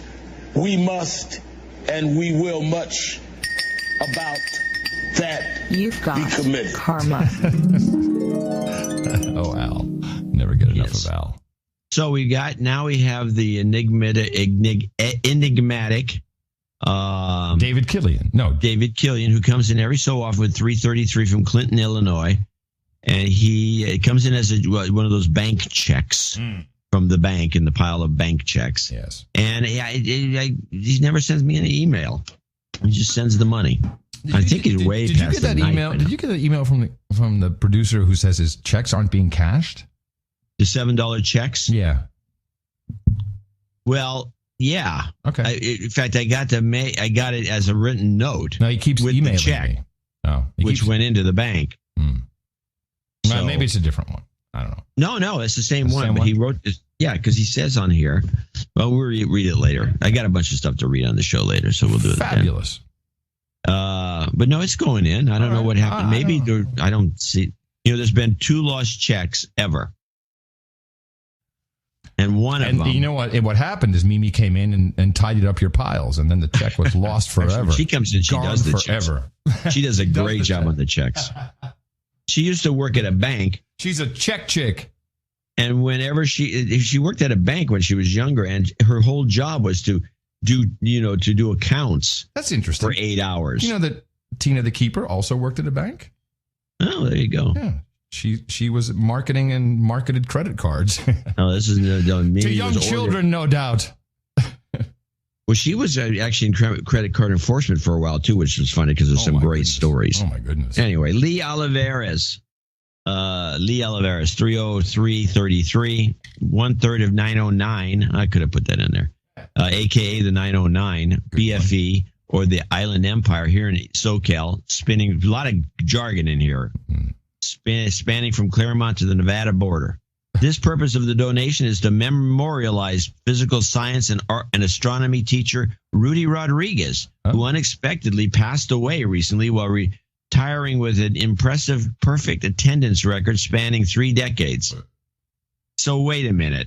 So this poor guy, Rudy, has a perfect attendance for 30 years, going into to teach, I guess. And then he retires and dies. It's that's what a typical. Don't retire, people. Yeah, what a typical. I'm not going to retire. Well, you can't afford it. So long, and thanks for turning our eyes to the sky. Love and light. Yeah, you really don't have to throw my personal issues on the show. Love and light speed. Karma for everybody. This means microaggression. Exactly. You've got karma. It's microaggressing against me, man. I'm microaggressing. Let's see what we got here. Okay, Muggler. Sir Michael in Fountain, Colorado, 283. I have a note. He sent it in with a check. Nice. Please de-douche me as this is an overdue donation. Yeah, here we go. De-douche. You've been de-douched. To show support for the alternate universe, I send in $283 Don't Eat Me donation. Speaking of which, do you think the citizens in the alternative universe that voted for Trump now have to wear disposable armbands? Jingle request. Jingle request. Yes. Job karma. Yes. Fear is freedom. And he wants it at the end of the show. The fear is freedom? Well, we can do it right here.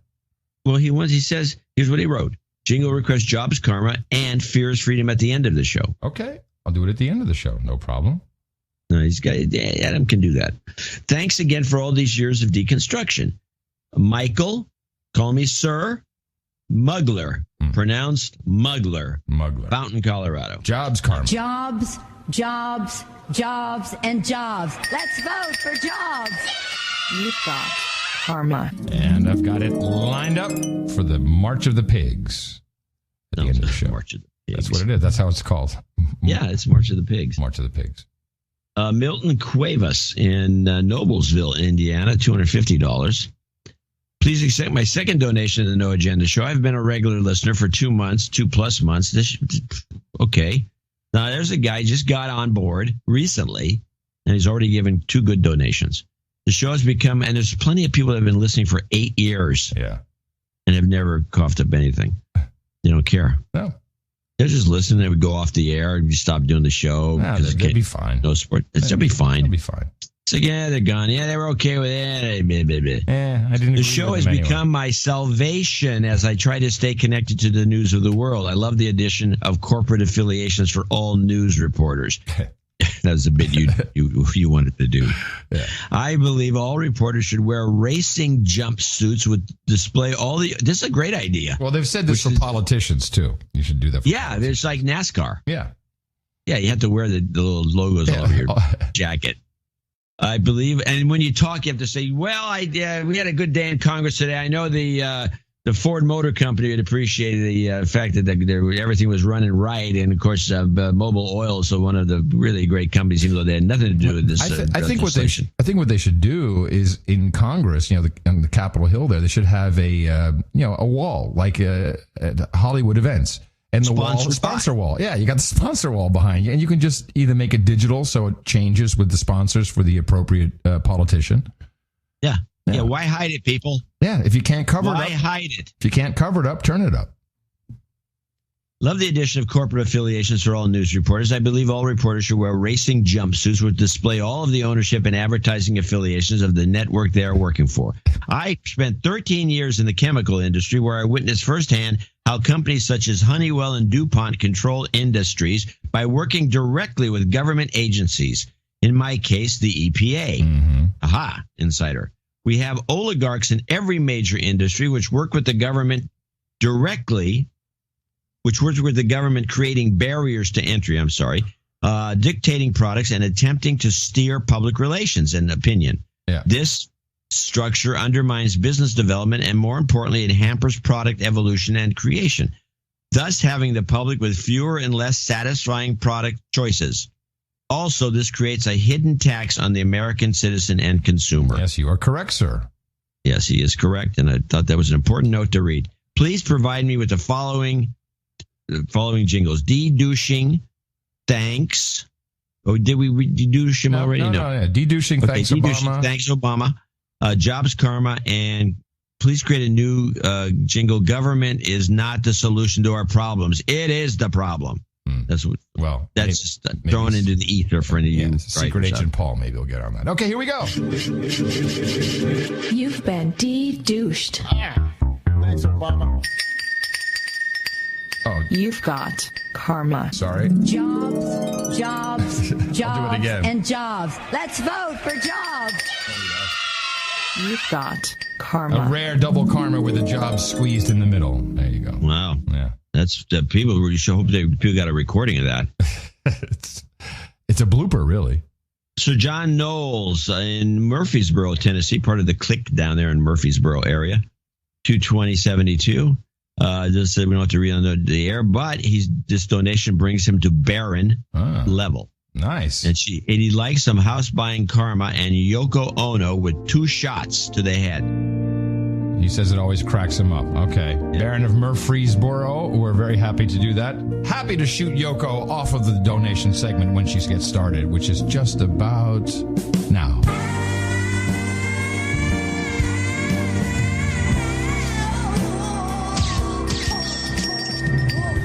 You've got karma. Thank you. Bada bing. Bada bing, bada bing, bada bing, a bing. Sir Bill of the Rock, 200. Jen, since it's been a while since my last AEP, what is that? I have a big week ahead. What's AEP? I don't know. Oh, Associate Executive Producer. Hello. Associate Executive Producer. Hello. I have a big week ahead, getting married Saturday. Woo! And honeymooning in Paris and London. You live it up. This guy. Jeez. This guy, the Sir Bill of the Rock. Yeah, Rock. Sir Bill of the Rock. Diamond Rocking Rock. Out. Yeah. Mm-hmm. Looking for karma and good wishes from the No Agenda community. Thanks, Sir Bill of the Rock. You got it, man. You've got karma. Congratulations on the pending nuptials. Yeah, that's for sure. And last but not least, Sir Alan Bowes, Baron of BC. And if I can find my cursor, which seems to have disappeared completely. It's on the other pile. I would like to thank you and Adam for preparing this Canadian for traveling to the alternative universe. Oh, this is a good. I read this. This is a little. It's going to take. This is a little long, but it's not worth that it. long. No, it's worth it. I would like to thank you and Adam for preparing this Canadian for traveling to the alternate universe. I spent a week on a boat that was filled with probably 70% Hillary bots and no way to escape. The musicians in that universe were people like Steve Earle, Chuck Cannon, and other American-style artists. Many of them thought it was a good time to educate the non-progressives and those of us from outside the USA. Oh, my goodness. That must have been very horrible. I mean, you're on a boat. And you can't get off the boat. The facts I learned were not based on reality, but you prepared me for that. I heard 60s protest songs issued reused against Trump. Oh, man. 60s protest songs. The theoretical pro-war president, as opposed to the peace-loving Obama, who was the only president who'd ever to be at war every day of his terms. Yes, that's a good point. Which is true. Yeah. I learned that even though the progressives say we are all supposed to be equal, all white people were racists, and that they have no choice about it. Excuse me, it's racist. Racist. I learned that all men are inferior to any woman. I learned that immigrants and refugees should be allowed into the U.S. with no questions asked, and asking questions was racist. I learned that all immigration has been stopped and nobody will be allowed in the U.S. in the foreseeable future. I learned that globalization was good, but somehow corporations were bad. I learned that memory should not be required. Money, I'm sorry. Oh, yes. I learned that money should not be required, that communism is great, but please buy my new CD. I learned that the people that voted for a black president for 2 terms have now somehow become racist. Racist. I have heard was, all I heard was media talking points with no actual knowledge or information to back them up. To be in a theater with more than 1,000 people clapping and shouting approval at any disparaging remark about non-progressives was discouraging. It was like a social justice warrior convention. I'm not happy I'm not happy in that universe where all I saw was misunderstanding, distrust, and true hate. Yeah. How could the people that were divided and propagandized politicians in the media for the sole purpose of electioneering not wake up to the fact and just learn to accept that we are not all the same and that most people are fair and respectful? I think the only salvation for that universe would be for them to listen to No Agenda instead of the musicians, politicians, and the media. And actors. I must have distributed hundreds of my No Agenda cards, hopefully some to the shell-shocked non-progressives in that crowd who had no choice but to sit in silence for fear of retribution and ridicule. He's lucky they didn't make him walk the plank. They are kind of like get out of the alternative universe free cards. Thanks again for keeping me through this insanity, and I'm now safely back in Canada. although we seem to be getting infected with this nonsense here as well. And that's true, which is... Yes, indeed. Again, no agenda works in Canada, too. Yeah. Well, just on that for one moment, in Scandinavia, I wrote it down. That was a good note. Yeah, it's a great note. There's this, this bill which has been bumping around, that's back in the news, which there was parts of it were secret. M103. And this is a motion in the House of Commons introduced by Iraq Khalid, a Muslim member of the House. And here is the text of the motion for Canadian law. That, in the opinion of the House, the government should recognize the need to quell the increasing public climate of hate and fear, condemn Islamophobia and all forms of systemic racism and religious discrimination, and take note of House of Commons Petition E411 and the issues raised by it, and request that the Standing Committee on Canadian Heritage undertake a study on how the government could develop a whole-of-government approach to reducing or eliminating systemic racism and religious discrimination, including Islamophobia, in Canada, while ensuring a community-centered focus with a holistic response through evidence-based policy making. And 2, collect data to contextualize hate crime reports and to conduct needs assessments for impacted communities, and that the committee should present its findings and recommendations to the House no later than 240 calendar days, blah, blah. So this is, the way I read it, going to be used to outlaw free speech in Scandinavia, because you will not be allowed to say anything hateful about Islam or, of course, it's a blasphemy. It's a blasphemy law is what it amounts to. Is that, do we have those in the United States of Gitmo? I believe there's a couple of states that may have implemented, but it's not about Islam. They go back to Christian blasphemy laws. Well, we'll talk about that in a moment. But we don't have any. No, we have. I don't believe we have any. They do in England, I think, and much of Europe. Yeah. Did you want anything to wind up here? No, I think I'm good. I think that was just what I mentioned. That's our last guy. Let me give him a little karma there. You've got karma. And I do have safely in Langley. Okie dokie. I have 2 PR mentions. One, there's a Michigan meetup scheduled for March 12th, 2017, 1:30 p.m., 13:30 for military personnel at Smokehouse 52. John, you may want to... I'll email this to you. This is from Sir Mark, the Small Wandering Knight. Maybe you can send out something on the mailing list to the Detroit people, Michigan people. Well, the Michigan has a local number 1. They have a pretty big list that they use for internally. I don't need to do any more for them, I don't think. Okay. I don't know. I have no website or anything. I'll correspond with them and find what they want. Okay, good. Sir Mark, the Small Wandering Knight. And second and finally, Steve Bostador set up a new domain name for us, which I like very much. FactCheckFalse.com. Nice. Yeah, FactCheckFalse.com now forwards to the No Agenda Show. And we have our FactCheckFalse. That's a .com. And we have our little FactCheckFalse.com. See, works perfectly. Outstanding. And of course, I want to thank everybody who came in as an executive producer or associate executive producer for the program today.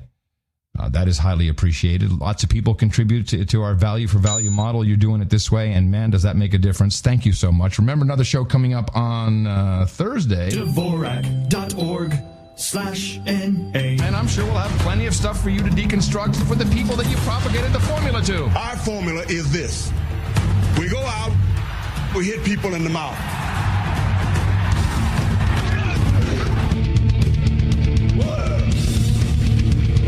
Fact check false. Shut up, slave. Shut up, slave. Yeah. Do you recall, man, this must have been half a year ago when everybody was talking about Trump being mentally insane. And I brought up the Goldwater rule. Remember this? Yeah. Okay. Yes, this is the rule where you're not, if you're a professional, psychiatrist, it's, I don't think it's a gentleman's agreement. I hate to use that word because now that's going to be banned. That term. Yes, no, it has to be a agreement between people You can't. There's agreement between people. I have that whole list. I have that whole list of crap. From I have the list too. So we're dueling lists. We're dueling lists. Well, let me give a little background on the Goldwater rule, which has been broken, according to Larry O'Donnell. The first time psychiatrists stepped forward to say something about a presidential candidate was in the nuclear age, when Republican Barry Goldwater seemed all too eager to use nuclear weapons. 1964 presidential candidate. 1,189 psychiatrists co-signed an article saying that Barry Goldwater was psychologically unfit to be president. And after that, the American Psychiatric Association decided to institute a rule calling it unethical to offer professional opinions about someone without the professional examination of that person. That rule has been broken this year by a number of psychologists and psychiatrists who have decided that the more important rule to observe in the case of President Trump is the duty to warn.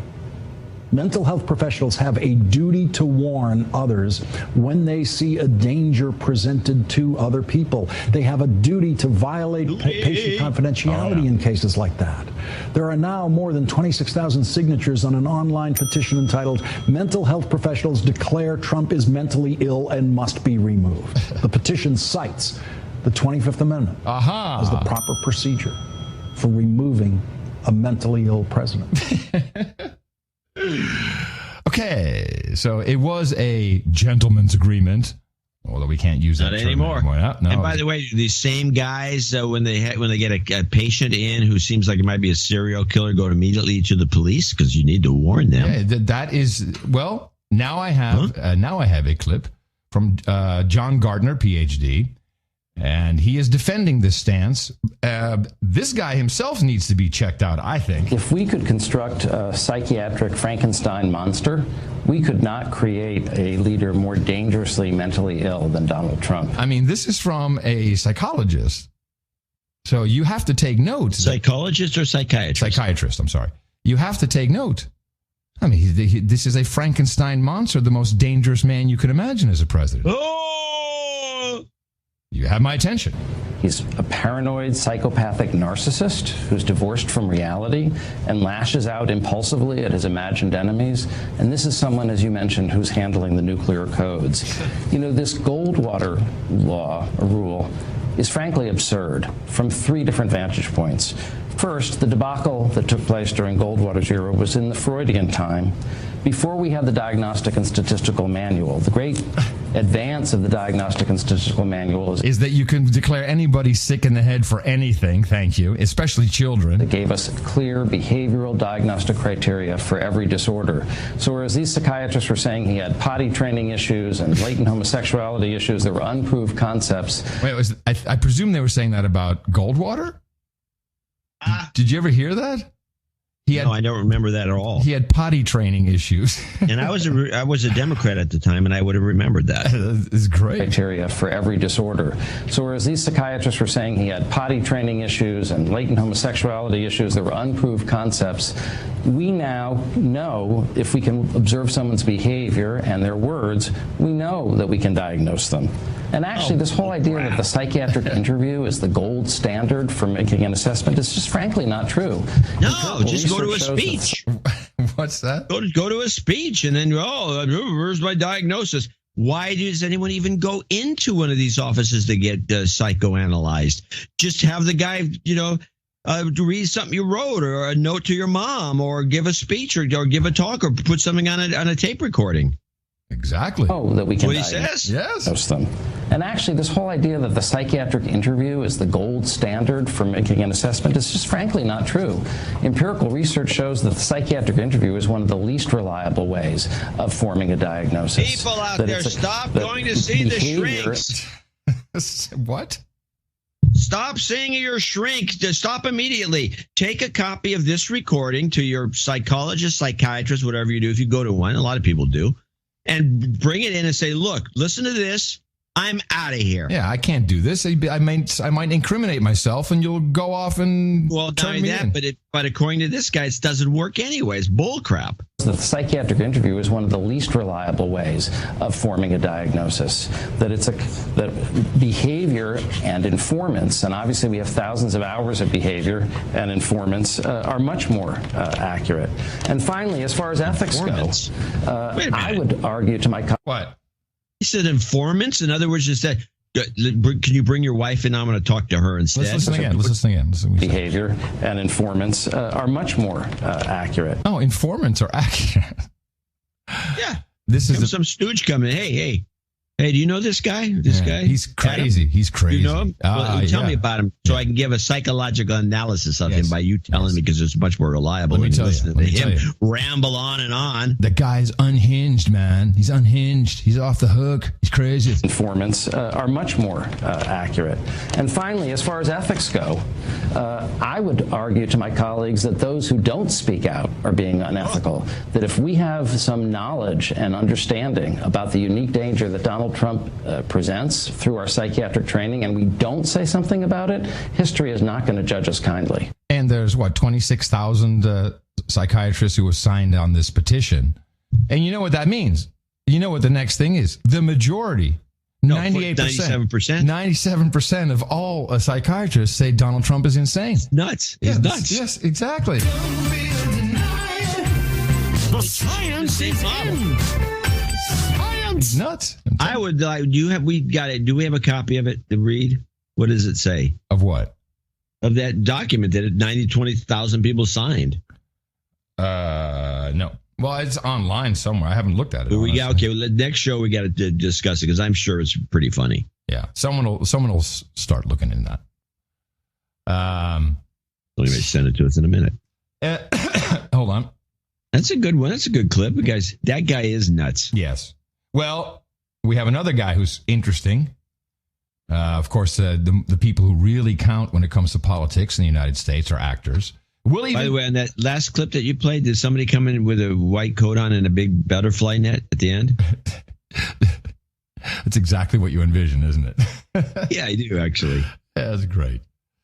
Patrick Stewart, who of course, is a Brit.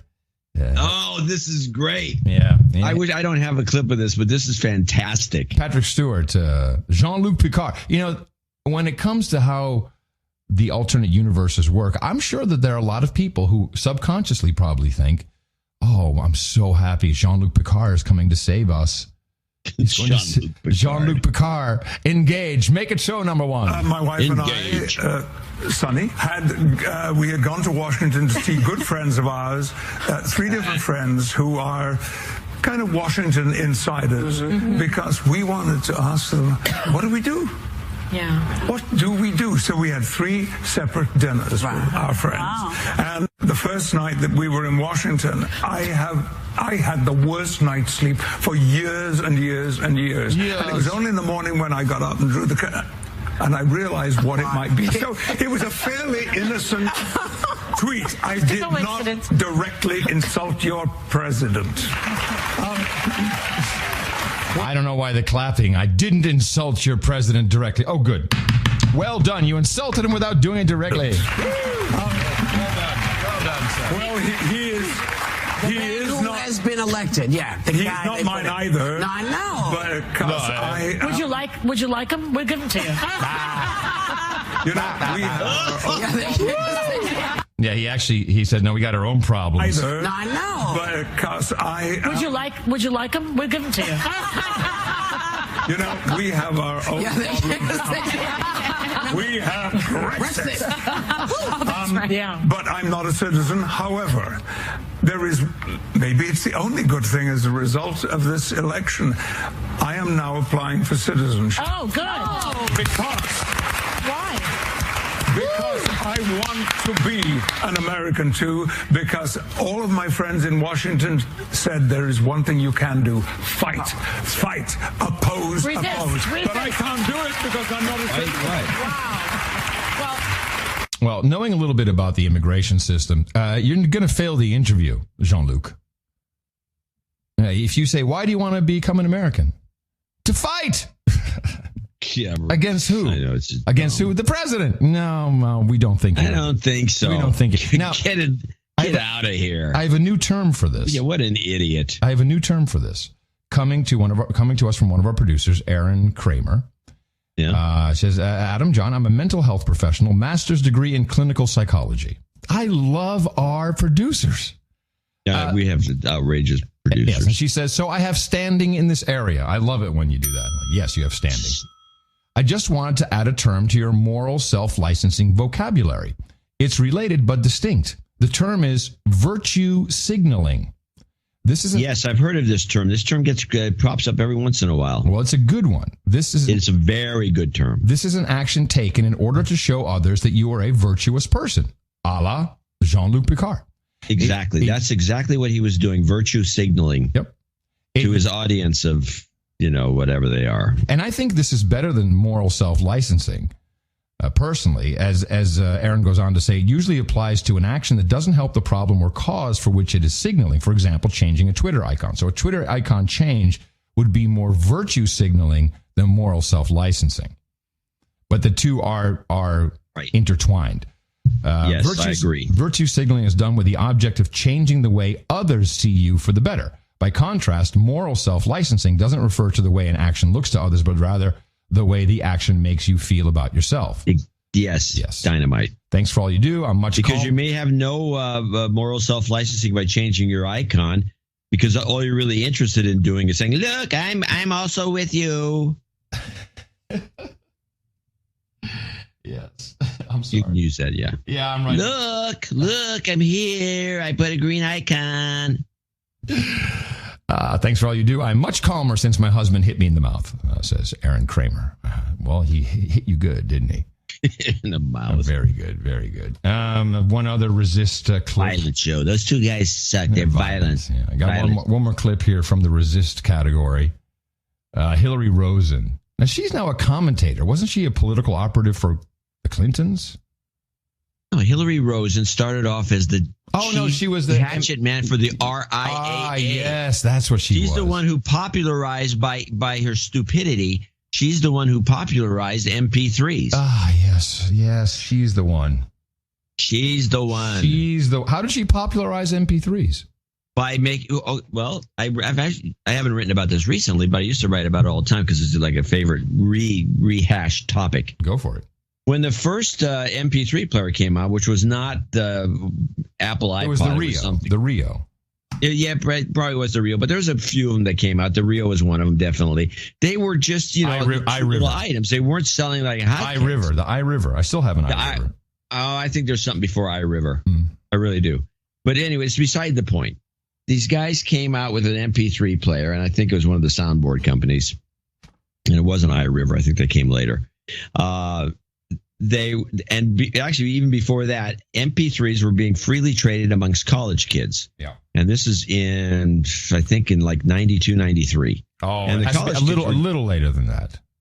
I think the early days before the MP3 players came out, these things were being traded. And I would say 93 for sure, because I was involved with one of the groups.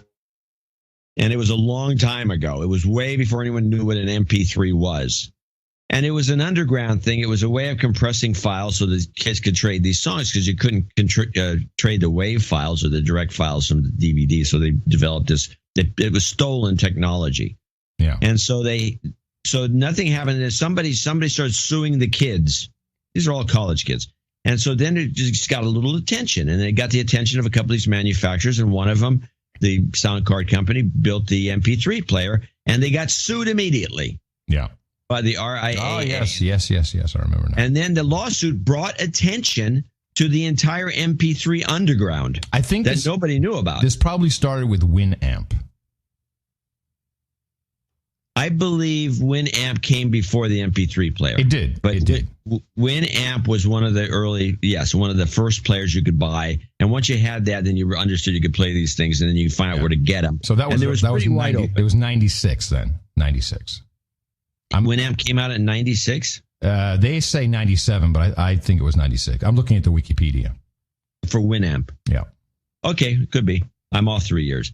I know it was early, though, in the scene. Yeah. And maybe there's more compressed than I thought it was, because it happened really fast. Because all of a sudden there was MP3s. I'll have to go look at my old columns and get some dates. Yeah. There was MP3s. Then there was popularity of MP3s subtly in the underground. And then all of a sudden MP3s were mentioned everywhere. People started looking into it. They saw, well, MP3s, these are great. Boom, Napster. And then Napster. And then it was all over. And it was all because of these early lawsuits. Yeah. Otherwise, it would have died on the vine. I remember they were suing kids in dorm rooms for $10,000 a pop. Yes. It was crazy. Yeah, I do And it remember got a lot that. of attention. And that was Hillary Rosen. Yeah. Good work, Hills. Good work. She got the thing. Then she went to some political action committees or something. I don't know what happened. We can look her up. Yeah, well, Let's look her up. Here she is with you look her up and I'll play her here with the overnight legend known as Don Lemon on CNN. Look at that. Who do you think pays her hospital bills? I don't know. I do. You can answer her. I pay her hospital. Oh, I'm sorry. This is this piece of video that she's going to respond to of a white old guy in Walmart saying, hey, look at this loser over here. She comes here illegally. I pay for her health care. I got to work. The guy's not happy. And racist. She's a foreigner. She come over here. She gets sick and fat and obese, and she can't do anything. She can't work, but I have to pay her bills. You see what I mean? Am I fat and obese? I go to work every day. I pay taxes. Okay.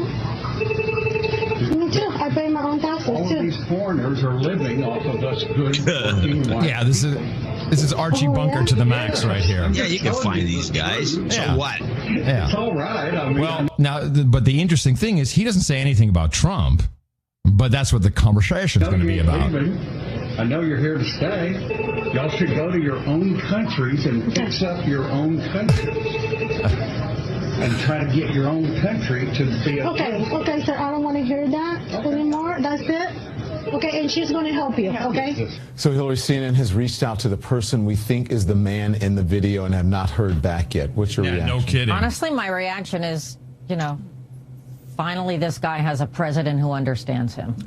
That there's a coarsening today that we have seen time and time again across this country, where more people are feeling engaged and privileged enough to speak out in that way. And I find it nauseating. And I think that the constant incidents, whether it's anti-Semitism or racism or, the high school principal this week who had to apologize for his basketball team, screaming Trump, Trump, Trump at a opposing school filled with African-American kids on their team. It's just, it's enough. We have a divider-in-chief as president here. In fairness, the man never, in the part of the video that Never we said saw, the he never said president's Trump. name. No, he never No, said that's his right.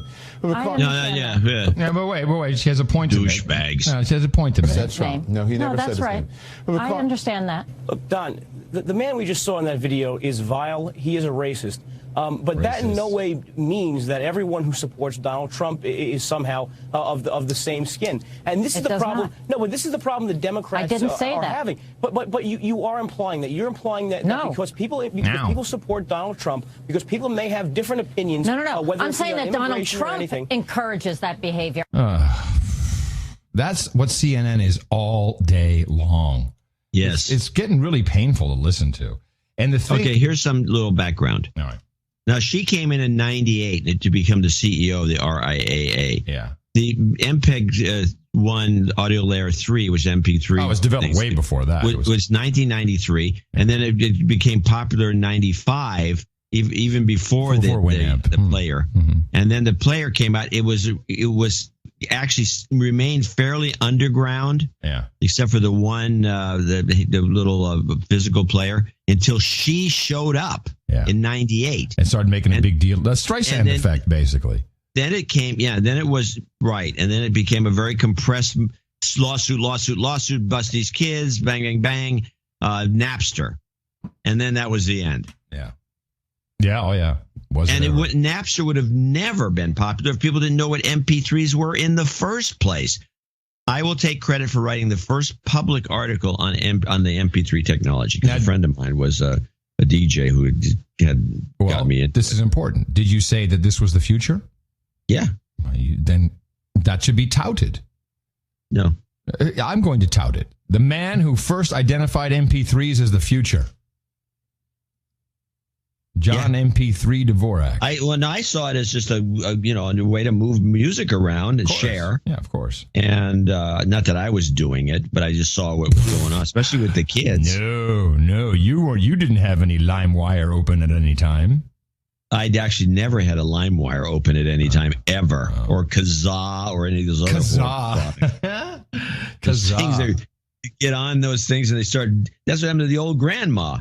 Somehow the kid puts something on her thing. Next thing you know, she boots her computer and she's running LimeWire. She's running songs all over the place. Kazaa. Knock on the door. Yeah. You remember? Open up, old lady. Now here's some trivia for you. What became of Kazaa? I have no idea. Kazaa became Skype. Remember those guys had Kazaa? And that's right. There's the same guys. Yeah, they were in Amsterdam. I hung out with them for a while. They're also the guys who they did other thing, Joom or Joolum or what was that? Juiced. Oh yeah, I remember sitting in meetings with Kleiner Perkins when they invested in Podshow, and it was difficult because we were changing media, but not the advertising. And it was Trey. What was her name? I can't remember her last name. One of the limited partners there. Well, you guys should be more like Juiced. I'm like, no, I don't think so. Yes, Juiced is the future. No, I don't think so. I can see them believing that. They were all in on Juiced. Juiced. That thing was a dead on arrival the way I saw it. Dead. Uh-oh. Come on, everybody. Roll up with a magical shape-shifting juice. Step right this way. Shape-shifting Jews. That's right. We got a big Jew problem in America. And the problem is they're hated here. And, of course, there can only be one man responsible for the hate, and that could be only Donald Trump. He hates him. He's an anti-Semite. Bannon's an anti-Semite. Everything's bad news. So I have a little segment here. Sorry? Good, because when you're done, I got 2 clips. Okay, well, let's start where I left off. With The View. And The View brings on Joel Pollack. Yeah, from the... is he from the Anti-Defamation? No, he's a Jew. He's a Jew who worked for Trump. Breitbart News senior... He's a Jew who worked for Breitbart. There you go. Editor at large. That was the title you had. And you've been, with Breitbart, the website has been described as a platform for the alt-right, or some people say white supremacists. Well... How would you describe it? Breitbart News is a conservative website, and we have a very diverse group of editors and writers. I'm the Orthodox Jewish former editor-in-chief, senior editor-at-large, so not exactly an accurate description. We call that fake news, a fake news description. But we are a conservative... What's the fake news description? What I said? Yes, that is white supremacist or... No. But many of the articles... That's not fake news. It's absolutely... Well, how do you explain this headline? Bill Kristol, Republican spoiler, renegade Jew. You're Jewish. Why? Right. It was written by David Horowitz, who's one of the most prominent Jewish conservatives, and he was criticizing Bill Kristol for not being Jewish enough. So it was the opposite of what people described. And we have more than a dozen Jewish people working at Breitbart, including the CEO, the COO. We have black writers, Hispanic, Asian, gay, whatever you can imagine. So what do you think is the rise of anti-Semitism about in this country? You know, I'm really glad the media finally woke up to this phenomenon, because it started quite a long time ago, long before Donald Trump ran for president, particularly in California, where I live. On college campuses, there's been a rising tide of anti-Semitism linked to criticism of Israel. And it's very tough to be a Jewish student on some of these campuses nowadays.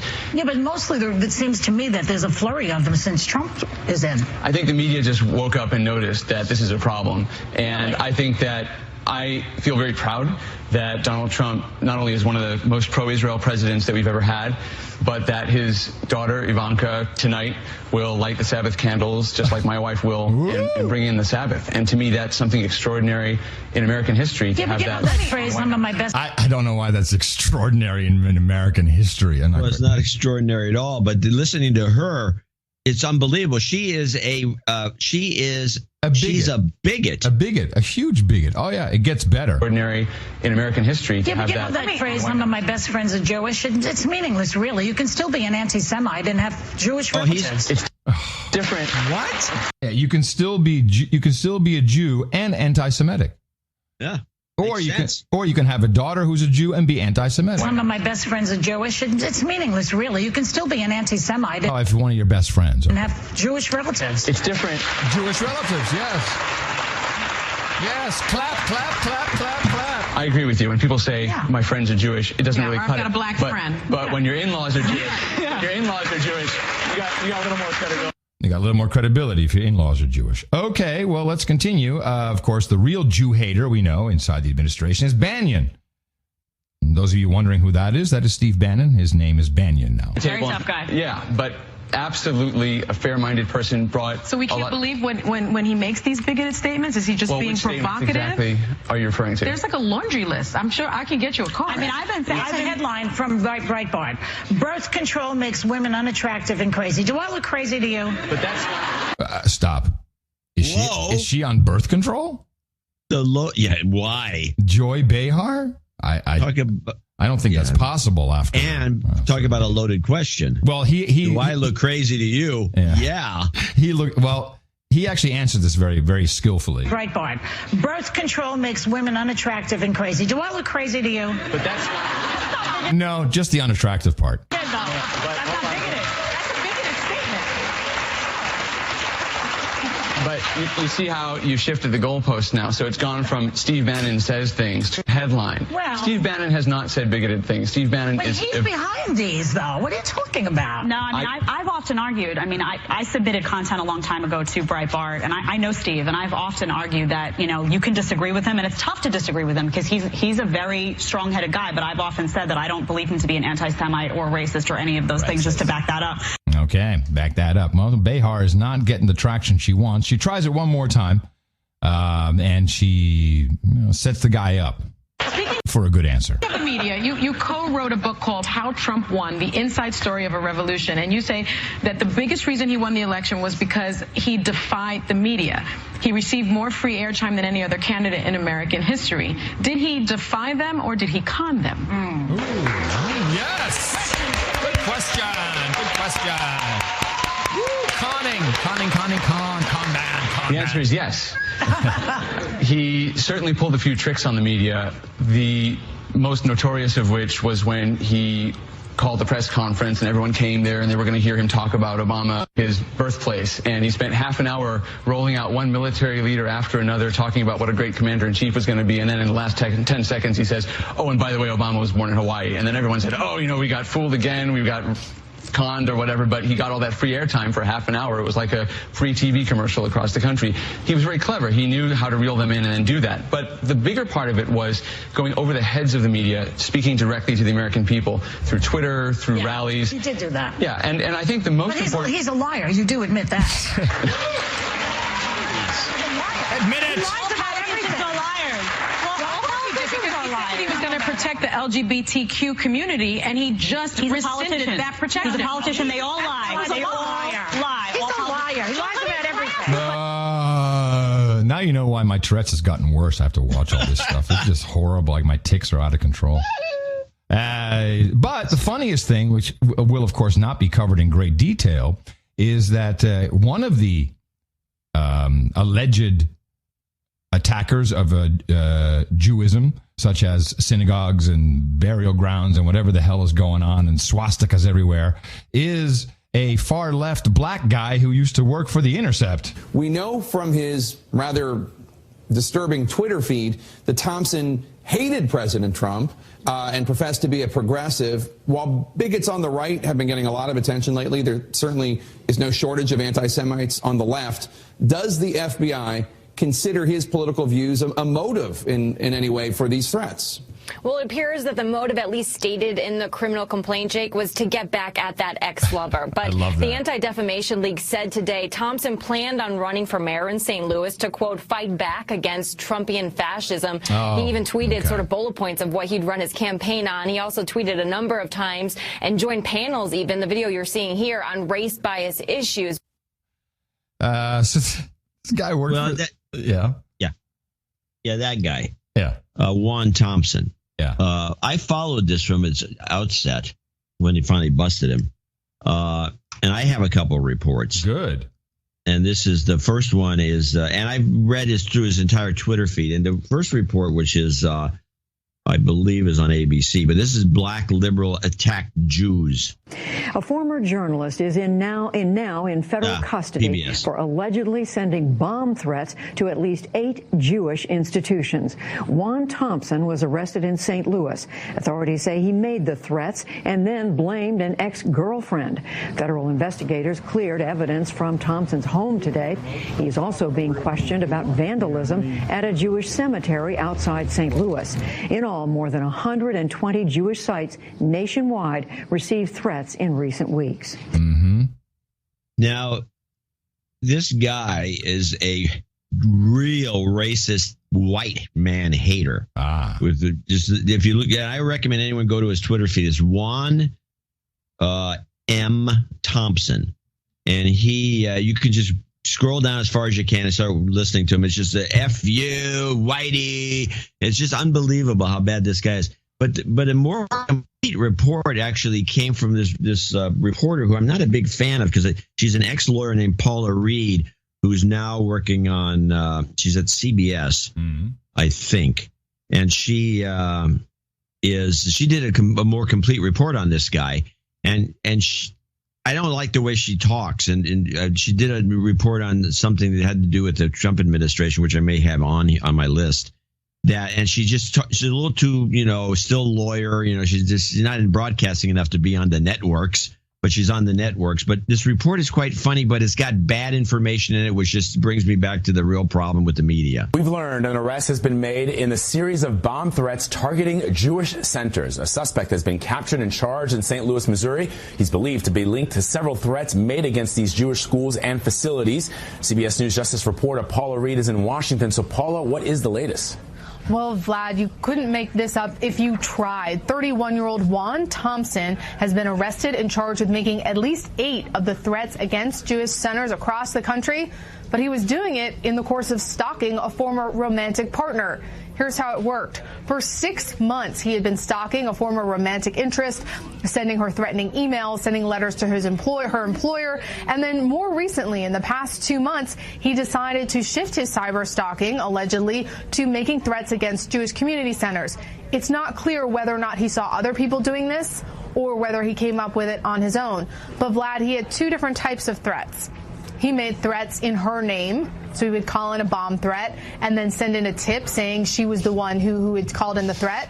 Then he also made threats in his own name, but then called in tips saying she was framing him. And he even created a Twitter account to bolster.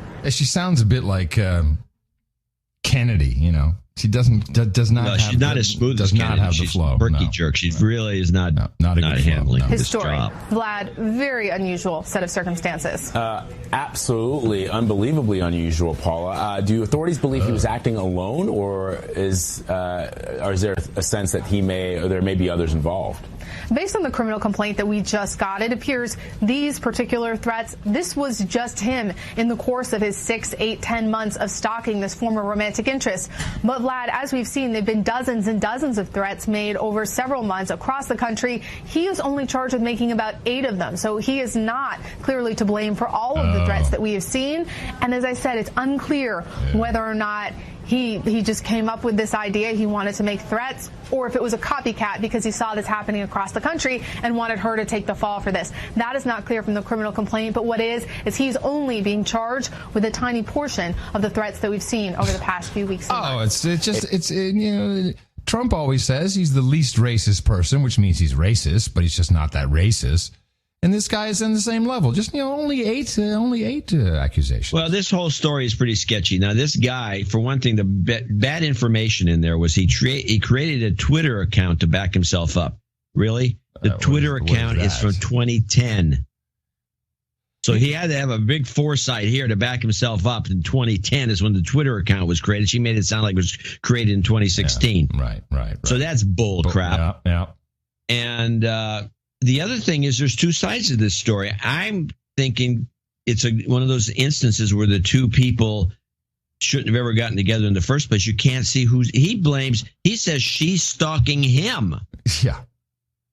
And, and she claims he's stalking her. So somebody's stalking somebody. Yeah. But the point is that this guy's, if you read all his tweets, you got to say this guy is insane. He's a real hater. Right. But why he started to go after the Jewish community centers is an issue. Well, I read this a little differently, and in a bizarre way, what we're seeing here, possibly, not necessarily with this guy, is actually directly from Hitler's playbook. When the Kristallnacht, or when the Reichstag fire took place, this is when this is when the whole Jew problem started in Nazi Germany, and that's when they really took power, and they immediately curtailed personal freedoms, which usually starts with what you can and cannot say. So in a very odd and twisted way, this story, which is trying to be pinned on Trump personally and Bannon, could actually be directly out of Hitler's playbook from the Democrats, just to use their term. I would not be surprised. And we could have an event. I mean, this whole thing is so much misdirection, and we have this story with this black guy who's a racist. Yeah. And this black guy and this girlfriend who she can figure out who she is. I mean, if you look up the guy on Google with the go Juan Thompson Twitter, they have a little excerpt here, and he's got she's a secret. She's he calls her Francesca's her name, a disgusting, nasty, racist white woman who filed a false claim against me, a lie, and she's threatened to kill Trump. He says, which seems unlikely. She's a social worker for the New York Housing Department, and she goes in, and there's clips of her. She comes in and helps remove old women. Anyway, here's a tweet from him. The Secret Service visited me and looked at my tweets, questioned my politics because some awful white woman I date reported me. I won't be silenced, he said. He actually reminds me a little bit, if you look at his tweets, of Keith Olbermann in his reaction. Really? Interesting. Yeah, he's got a Keith Olbermann kind of a voice. It's the only way I can describe it. I won't be silenced. The resistance, we much. Resist we much, everybody. Quick update. I got a number of really... Oh, first of all, yes.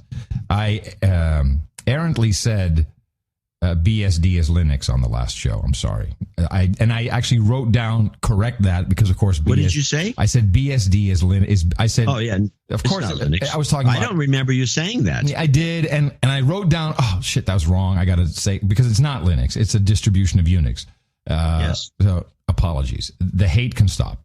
Now about the charter schools and school vouchers. I was trying to understand why people why there's such a movement against the vouchers. Right, you brought that up. Yes, and I finally understood. What is being proposed, or what has continuously been proposed, is to have vouchers and to include homeschooling. And this is where the pushback comes from. The homeschoolers, and a voucher is another word for money. So,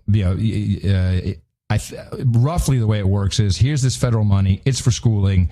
Hey, look, kid, you don't like the school where you're going to, you can get a voucher, you can go to a private school, a different school in the neighborhood, a charter school, whatever, and it's still paid for by the government, kind of. That's a very brief explanation. Homeschoolers detest this idea, which is being written into law everywhere. And I've learned now that they've been fighting this for years and years and years, is every single voucher program comes with the inclusion of homeschooling. And the homeschooler said, no. We don't want that, because the minute you have a law that includes us, then you can control us. So they do not want any involvement from the government. And that is the biggest pushback. I didn't realize that. I thought it was I'm not convinced of this. I got a lot of emails about it. As a former homeschooler and somewhat involved in that community,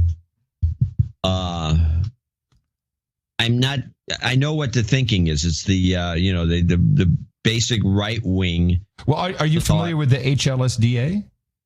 No. Okay. Well, are you going to familiarize me with it? Yes, the HLSDA, Advocates for Homeschooling, since 1983. The Homeschooling Something Defense Something.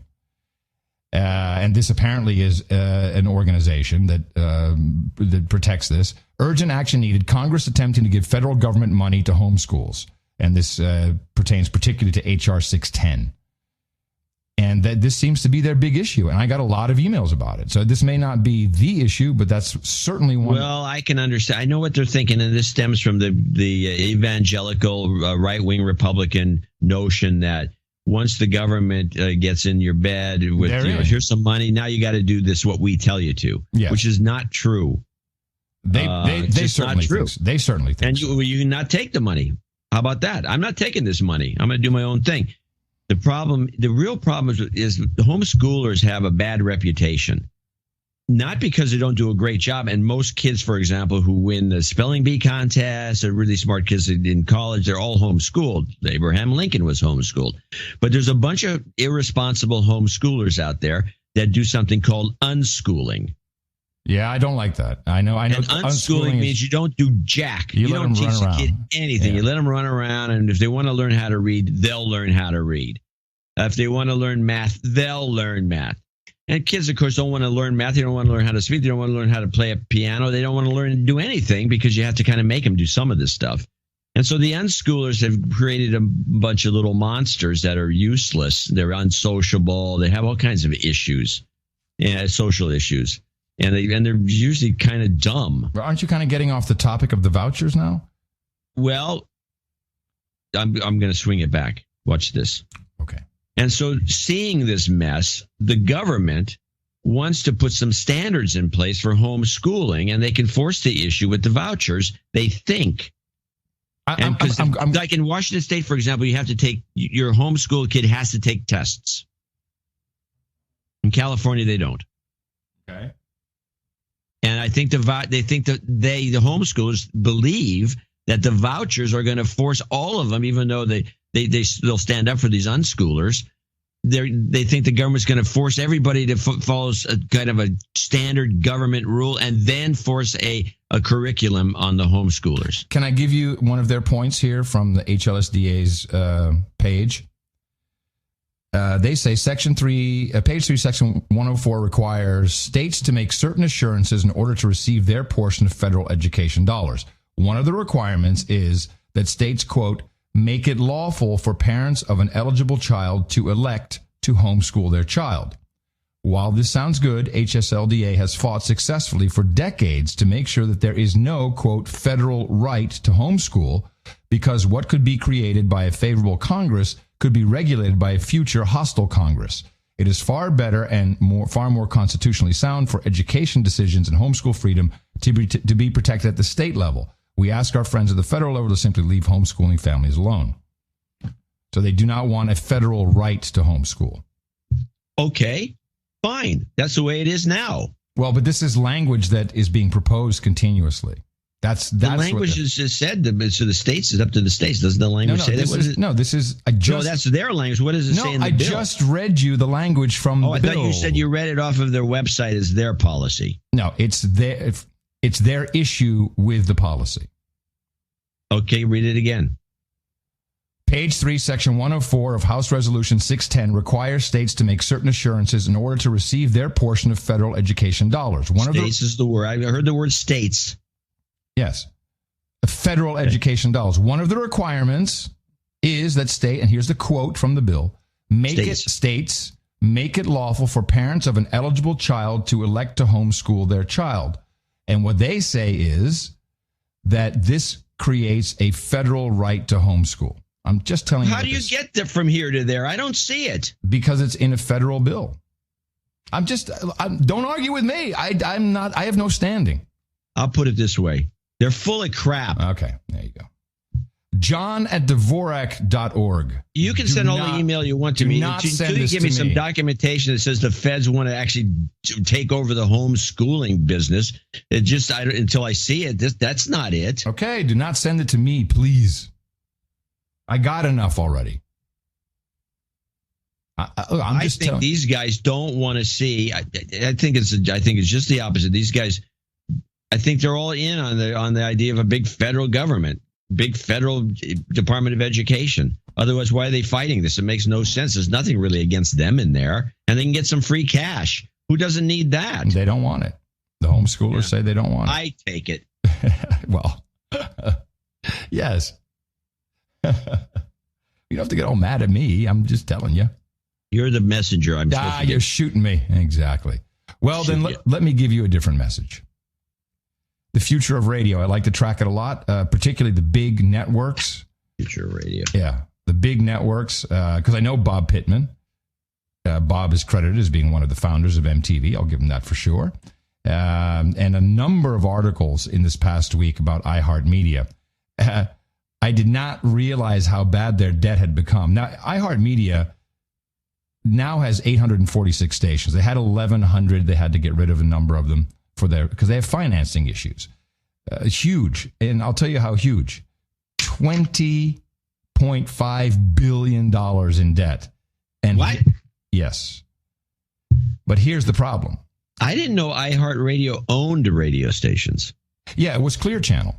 It was Clear Channel. Oh, okay. So Clear Channel. Okay, I'm not keeping up, obviously. Yeah, it was Clear Channel, and then they had the huge leverage buyout and Pittman at the helm, who was his pay is linked into performance of the company and their debt. But now every story I read is like, this is not going to happen. Mainly because in 2019 they have a $8.3 billion note coming due of the $20.5 billion. And here's the history of it. In 2006, the Mays family, who started Clear Channel, agreed to sell the company to two private equity firms. That was Thomas H. Lee Partners, and you'll remember Bain Capital, Mitt Romney's stomping ground. And that was for $19 billion. And so under that deal, of course, you start to rip it apart. They sold off 400 stations. So now they still have 860 stations. But the $20 billion in debt, they can't get over it. It's not going to happen. And I don't know what they're going to do. But I don't see a future. I mean, they have to go into receivership at a certain point. You have to buy one of these stations. I hear deals are coming up. It better be. Good deals. Now, instead, just keep listening to the best podcast in the universe. I think we have a future. I'm going to show my support by donating to No Agenda. Imagine all the people who could do that. Oh, yeah, that'd be fab. Yeah, on No Agenda. Squirrel. In the morning. And we do have a few people to thank for show 90909090909. 9er. Starting with Adrian Carlson. Adrian sent a note in. Let's see if it's this note. Is it this note? No. Is it this note? I don't find the note. Here it is. No, that's not it. Anyway, Adrian, we'll read the note later. 12345 from Lincoln, Nebraska. William Carter, $120 from Broomfield, Colorado. Gary Fryer in Blundeston, Suffolk, UK. 101. John Robinet, which I think is a sir. $100 parts unknown. Lance Forrest in Newport, North Carolina, $99.99. Yeah, 999. Want to hear it again? Gregory, do you want to hear it again? No. Okay. Sir Gregory Worley in Evington, Virginia, $90.99. He thought he'd get a little fancy there. Melissa Hodges, $90.90, which this is the celebration for our show 909. That's 909 dimes. Aaron Huber in Tel Aviv, $90.90. John Foley in Chicago Heights, $90.90. Thomas Haney, parts unknown, $90.90. Sean O'Brien, Dublin, Ireland. Dave Clevenger, Sterling, Virginia. They got a few that came in, not a lot, but a few. These are all 90.90s. Henry Barron of Outpost West in Rancho Palos Verde, California. Greg Dial, parts unknown. Daniel Langman in Victoria, BC. We have a lot of people up there. Joe Reynoso, Richard Hufford in Tempe, Arizona. Sir Kevin McLaughlin in Locust, North Carolina. And then we dropped to Sir Riley Wordsmith in McDonough, Georgia, who came in with 90.09 because he wanted to make it a palindrome. Ah, nice. Eric Sleer in Chicago, Illinois, 75. Sir Got Nate in Sebastopol, California, up here, 6969. Black Knight Sir Inside Jobs in Seattle, Washington, 6666. April Bierig in Amboy, Minnesota, 6222. She's a cute. She writes a check out herself. It's cute. It's got a Tweety pie on it. Does just do little hearts over the eyes? I can't remember, but it wouldn't surprise me.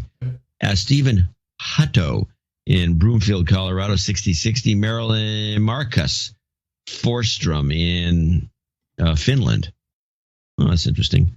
Sir Alan Asaf, 5510, parts unknown, USA. Sir Tom Derry in DeForest, Wisconsin, 5510. Sir Alan Bean over here.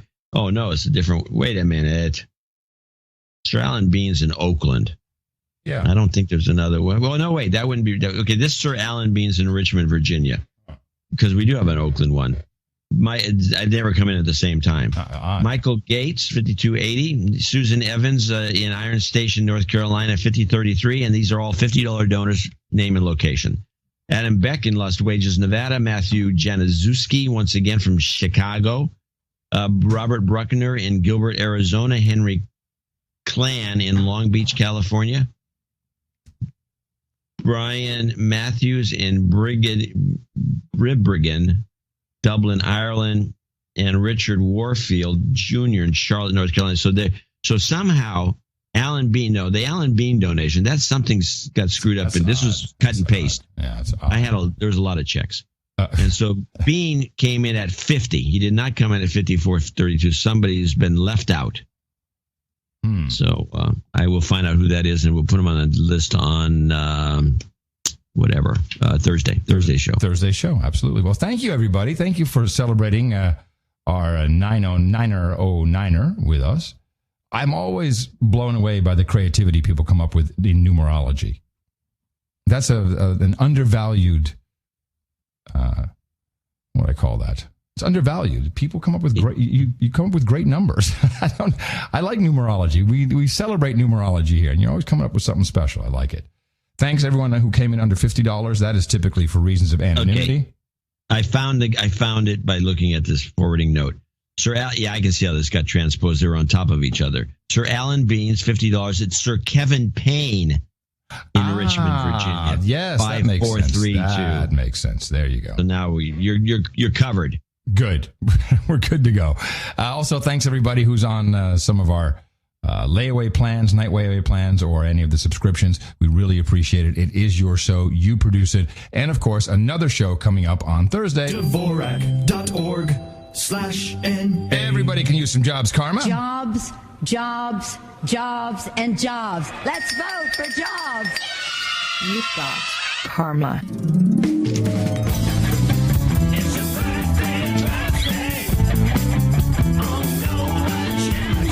Your list for today. Ali Buchan, 47, soon. Rick Gibbs says happy birthday to his brother Jeff Gibbs, celebrating tomorrow. Dave, celebrating yesterday, actually, March 4th. Dave Clevenger, 66 today. Sean Akers says happy birthday to his beautiful wife, Tara Akers, turning 38 tomorrow. And I say happy 48th birthday to my sister in Italy, Willow. Congratulations. Happy birthday from everybody here at the best podcast in the universe. Hold on a second.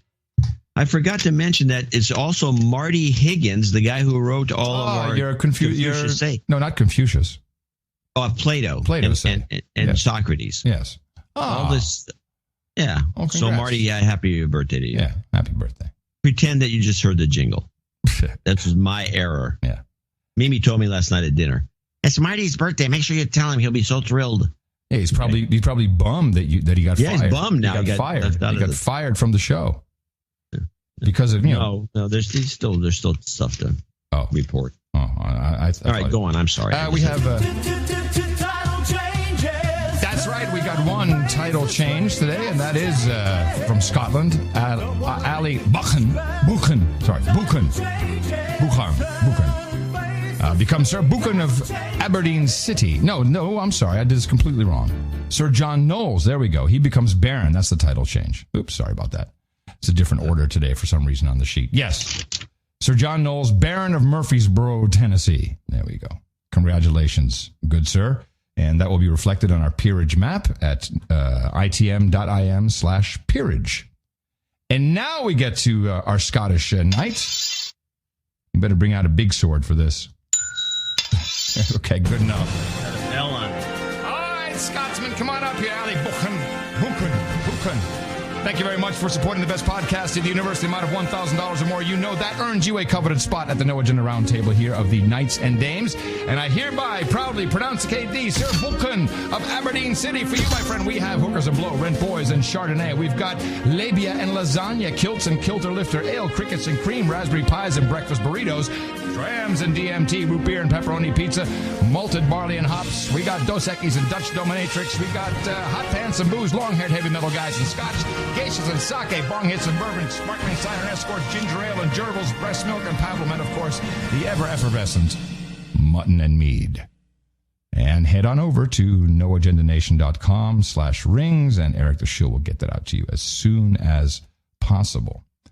Not really a tech news segment. I do want to just mention something that I noticed. Kind of would like to know where Elizabeth Warren is in all of this. Snap went public. Snapchat. When they go Thursday? Is that no?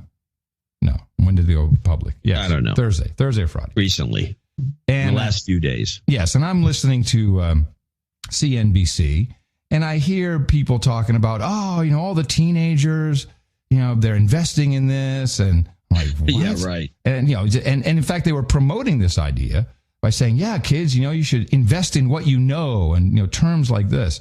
And then I go over to the number one trading app amongst the teenagers, which is Robinhood.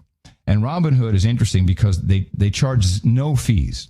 It's completely free every trade. Now, you can't do more than 5 trades in a week that are so-called round trip without being an official day trader. And there's all kinds of rules and money you have to have in an account. But these people, and I think this is, I don't know if Elizabeth Warren is still involved in scams, but now Robinhood, who encouraged children to invest, and there were people, there's multiple stories. Yeah, Uber driver. How sad is it? Uber drivers scraping together $100 to buy 4 shares of Snap, and their money's going to be taken away from them. And now they have this. Oh, thanks for checking out IPOs on Robinhood. They have a pre-IPO trading place. They are ripping kids off who have no idea what they're doing. Really? It's really disgusting. No, it's just story. Robin Hood, you say? Yeah, I know. That is the worst part of it. That's the worst part. I totally agree. Yeah. Place called Robin Hood is ripping off the kids. Yeah. What's the symbol? The symbol is SNAP, Snap. No, for Robin Hood. Oh, Robin. I don't know what that. I don't. That's the one you want to invest in. I don't think it's 2 ex-Apple guys. I don't think they're public. Oh no, but they're going to go IPO eventually. Oh, I'm sure they will. Keep an eye on them. I'm sure they will. But holy crap, tell your kids not to do that. Losing their, let me selling skateboards. We'll sell anything. I mean, this, yeah. All right. We just had our knighting ceremony. I did want to play a little knighting ceremony that took place on RT, Russia Today.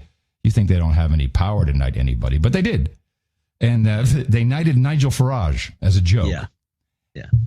You set the scene. Okay, the scene is it's in the studio, and we're going to knight you as the ambassador to the UK, or some joke like that. And they bring out this little kid who's dressed poorly as a queen, with a blow up sword and a fake crown on her head. And she does this whole business, but you really needed to wait until the end to hear what she said to Nigel Farage after she did this. Mr. Farage, if you would like to kneel there. Come on then. And by the way, I think our knighting ceremonies are a little bit better than this. I mean, this is sad. Yeah, but he was a good sport. It was a very good sport, until he had to kick that kid. You are now Sir Nigel Farage. We're also making you honorary British ambassador to America and honorary MP for South Thanet because they elect you for real. So arise, Sir Nigel. Thank you very much.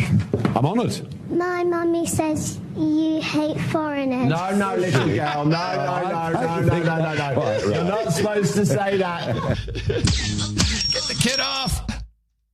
My mommy says you hate Yes, that was foreigners. very funny. In fact, I'm surprised I didn't get that clip. Oh, my God. I love that. It was very My funny. mommy says you hate foreigners. Yeah. All right. Get Central Casting on the line and fire him.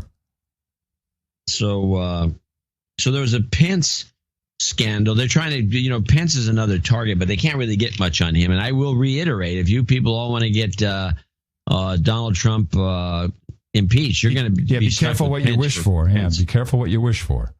So let's play Pence. Pence sneak comes out of these things smelling pretty well, but they're trying to make it sound as though Pence was doing the same thing as Hillary, even though he's the governor. Yeah. But here's Pence email ABC. Thank you. Next tonight, Vice President Mike Pence and new headlines after his use of private email. Yeah, that was really tight, I have to say. That was good of us. Thank you. Next tonight, Vice President Mike Pence and new headlines after his use of private email for official business while governor of Indiana. Mr. Pence using his AOL address in addition to a government account. The Indianapolis Star reporting his private account was hacked last year. Critics point out the vice president was among the many who criticized Hillary Clinton for her use of private email. Tonight, the vice president saying the circumstances are very different. No, there's no comparison whatsoever between Hillary Clinton's practice of having a private server, mishandling classified information, destroying emails when they were requested by the Congress and by officials. The FBI said no reasonable prosecutor would charge Clinton and found no evidence Mrs. Clinton's email was ever hacked. And this photo making headlines late today. Secretary Clinton seen on a plane today reading newspaper headlines. If you look closely, the headlines about Vice President Pence and his private email. Oh, my God. She's reading about it. Okay, so that's the way they ended that. I want to play Can I just make one response? Yeah. I feel if you are vice president of the United States, you have an AOL account, you should be impeached. He wasn't vice president at the time. Then he's good to go.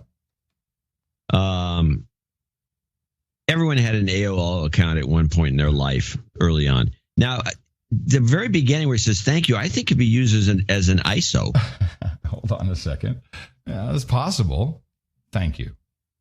Where was it? So at the beginning. Yeah, I just got to get what was the name of the clip again? Hold on. Pence email ABC. Email ABC. Okay, we can do this. We can do it. Thank you. Hold on. Since you asked for it. Okay, we're on Maxis. Boom, boom, boom. I just have to set a few things up. Good. Here we go. And we're rolling. Thank you. Okay. Well, let's just roll that back a little bit. Beautiful. I think you're right, John. I think that's a great ISO. Thank you. Mm-hmm. Thank you, Obama. I'm just going to put that. Oh, wait a minute. We can put them together. Hold on a second. Save selection. This will be thank you, ISO. Hold on. Hey, this is in real time, people. We don't have any other production staff. We do this. We can do it. This is what we do. Here we go. Thank you, ISO. And then we want to combine that with thanks, Obama. So we do this. Thank you. Thanks, Obama. Okay, not bad. Yeah. Maybe the other way around might be better. Okay, so just remember the beginning of that clip, and let's move on to the second part, which is that this is how PBS, instead of taking giving a gratuitous plug to Hillary, oh, look at Hillary's in the plane. This is a staged photo. She's in first class on some plane, right. And Here, she's got this. She's sitting by herself. On her right, on the other seat. Yeah. Is the newspaper opened up and she's looking at it. Yeah. And somebody took this picture and then sent it to ABC. Come on. So in this case. It's right from Hitler's playbook, I tell you. In this case, Pence says the same kind of thing, except he adds a little extra stuff that they cut out of the ABC thing. And then they follow it up with kind of a more balanced approach to the story. Mishandling classified information, destroying emails when they were requested by the Congress and by officials. We have fully complied with all Indiana's laws. A White House spokeswoman said Mr. Pence did everything, quote, to the letter of the law as governor. Boom. Yeah. Big difference. Yeah. Yeah. And it's only 17 seconds. That's all that report should have lasted. I cut the front. Yeah. So now, here's another one I've got. I want to get this one out of the way because it's pretty funny. All right. This is there's a carjacking that took place that ABC decided to make a whole story out of because they had the clips from the 911 calls. And there's a little gotcha in here that I wanted to talk to you about. This is Carjack 1, ABC. There's a carjack victim making a terrifying 911 call for help. Shot and wounded, fearing for his missing girlfriend's life. The murder suspect had been leading police on a multi-state manhunt from Mississippi to New Mexico to Kansas. ABC's Clayton Sandell and how authorities tracked him down. Police say it's right out of a horror movie. A man just shot me and I think he killed my girlfriend. 19-year-old Devin Philo and 18-year-old Sarah Reeves had just finished a hike near Albuquerque Tuesday when a man with a gun forced them into the trunk of their car. They pull the emergency release to bail out but get separated. As Philo escapes, the suspect shoots him. No, he's shooting to kill. He's still there, I think. You gotta get here quick. I don't know if he's gonna come down and kill me. What they don't know is suspect Alex Deaton is a fugitive on the run, suspected of murdering his girlfriend and another woman hundreds of miles away in Mississippi, also wounding a jogger. I left the gun on the passenger seat. Should I pick it up just in case he comes back down? I wouldn't touch it. Okay. He's left the gun on the passenger seat. Should I pick it up right now? The 911 operator says, I wouldn't touch it. Huh. What would you do in this situation? Grab that gun and put a cap in that guy's butt. Yeah. You grab the gun and fire it at him if you can. What's the, what it is? I think 911 gives bad advice because they have liability issues. Oh, I'm sure they do. Huh. So you call 911, you ask for advice. Should I grab the gun? If you can grab the gun, it seems to me. Yeah. Unless you don't know how to shoot a gun. Has it come to this that we now in America have to ask permission for these things from some random person? That's kind of what I'm thinking. This guy's on the phone. He's a 19-year-old, so he's right in that perfect age group for being, submissive to the government. Yeah. Don't touch it. I wouldn't touch it if I were you, kid. Yeah, I wouldn't touch it. We don't have a lot of carjackings. It's okay Texas. if the kid gets shot because no liability thing after that. Well, it could. We don't have a lot of carjackings in Texas. Right, because everyone's possibly armed to the teeth. We also don't have road rage in Texas for the same reason. It'd be a big shootout. Hey, after you, man. Go ahead. You don't know how strapped somebody is. Like, hey, man, go ahead. I don't care. Fine. Enjoy your day. Have a nice day. We're very laid back here. It works. Hate to say it. Okay. We can skip the second part of this. It's not important. All right. Well, then I have a few things. Oh, okay. Go. First of all, just a little call back to Russia. I have this nice interview with John McCain, who has his own issues with donations, not necessarily from Russia, but from Saudi Arabia to the McCain Institute. This has kind of been bubbling under. In fact, I think the Russians refuse to give any money to his institute. But here he is trying to weasel his way out of the fact that he's no better or worse than Hillary. Actually, he's worse than the Clintons because he only got $1 million. And they did much better. Senator John McCain is one of the Capitol's most important voices on matters of war and peace. Thank God for the Saudis and Prince Bandar. We're starting to see a little bit of reversal there. We're now learning the government of Saudi Arabia donated $1 million to the McCain Institute for International Leadership, a nonprofit that bears the senator's name. I'm proud that the institute is named after me, but I have nothing to do with it, except that they use my name, which I am honored, just as the Goldwater Institute uses Goldwater's name. Democratic bring up presidential Trump candidate. University while you're at it. Say that again. Bring up Trump University while you're doing all these kind of explanations. Donald Trump wasn't a professor there. He just lent his name to this operation. I think he had some piece of it. Institute uses Goldwater's name. Democratic presidential candidate Hillary Clinton's been pummeled over foreign contributions to the nonprofit Clinton Foundation. McCain laughed off any comparison. Look, my friend, look at what... He always does that, my friend. I like it's better when he goes, look, my friend, look into my eyes. Look, my friend. You are seeing death. What Clinton Institute has raised in the form of money. I mean, come on. There's no connection there. But... So because the Clintons have raised more than him, there's no connection for him. I got it. Come on. There's no connection there. But government ethics watchdogs say there's a reason the McCain Institute is getting Saudi money. And anyone who's going to chip in $1 million or more to the McCain Institute is going to get John McCain's ear. McCain's positions on the Middle East largely square with Saudi Arabia's. This is in Saudi Arabia's interest to try to influence John McCain. McCain's Republican primary opponent, Kelly Ward, has questions about that influence. And with all the turmoil in the Middle East, I don't want any touch of impropriety that could come along with that. But McCain drew the line on questions about the Saudi donation. One more question about the McCain Institute. They were kind of... I've answered all the questions. I have answered all the questions I'm going to answer on it. McCain established the Institute 4 years ago at Arizona State University with an $8 million gift of cash left over from his 2008 presidential campaign. Now you know what happens to that money, too. You just put it in. Wow. Yeah. What a scam. You just put it into your little I got $8 million. How did our budget come out after the whole election? Oh, you got $8 million left over? What are we going to do with it? Well, you have to return it, or you got to use it for more campaigning for the next campaign, maybe. How about let's donate it to me? It's one of the best scams I've ever heard of. And we've always wondered what happens with that money. Yeah. Now you know. I can't imagine Hillary had a lot of money left over from her campaign, too. I have it somewhere. I have this. This is a great. This kind of. I should have done this right after this. Keane is such a douchebag. Oh man, we're gonna give him a douchebag. Being a douchebag, he is. What a douche. Vets hate him too. Yeah, this was great. This kind of harkens back to the whole Jew issue, but with a different take on it, because this is more about undocumented immigrants. I believe this is in Los Angeles, or certainly in California, so your neck of the woods. Pounding, sanding, laying the groundwork at this secret home in Los Angeles. How many families would It will be about 3 families that we can host here. This is the living room. Pastor Ada Valiente walks us through one safe house for the undocumented running from immigration officers, an underground network. Essentially what you're doing is you're trying to hide people.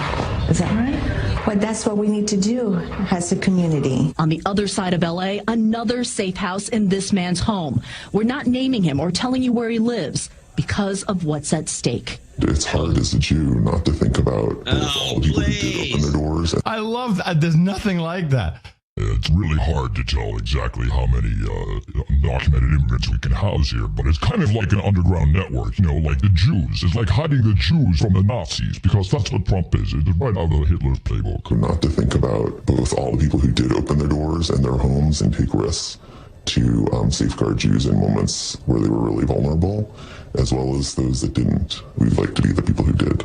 This is beyond sanctuary churches. What we've already seen at this Colorado church offering refuge for an undocumented woman. Federal agents don't enter religious houses without approval under a policy put in place during Obama's presidency. But faith leaders believe that will change under President Trump. Private homes fall under Fourth Amendment protection and need a warrant before authorities can enter.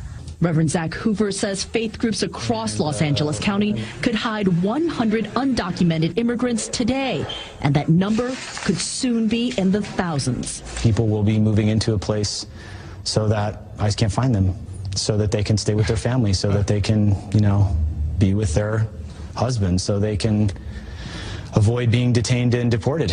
People who may not agree with you would look at what you're doing and saying you're simply aiding and abetting the violation of federal laws. Yes. Look, I'll speak for myself. I feel really convicted that I answer to God at the end of the day. That's who I'm going to see when I die. And I hope that, we can live up to who we are. Oh, my God. One of the things that Juan Thompson guy who sent the stuff to the Jewish community centers about half of his tweets have the hashtag no border. No border. Yeah, just like that. Yeah, no border. Hashtag no border. Sometimes I just come in the studio by myself and just play with this. I can imagine you doing that. I do. Now, on the migration front, I am the canary in the coal mine, ladies and gentlemen.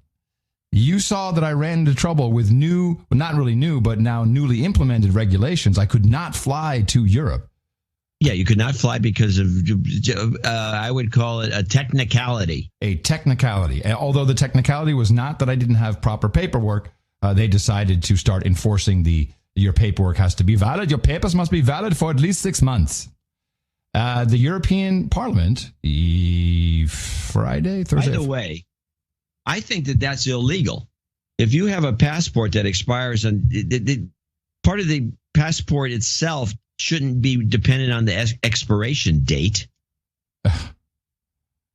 You have a passport. Yes. You should legally be able to go wherever you want. Yeah, that's why. And I said this many times. And anyway, I'm sorry. Go on. And guess what? They did not give two shits about me. Yeah, I noticed. Shut up and sit down. European Union very angry, of course, about President Trump's travel ban from majority Muslim countries. I think actually they say Muslim majority countries now. That's now the sentence.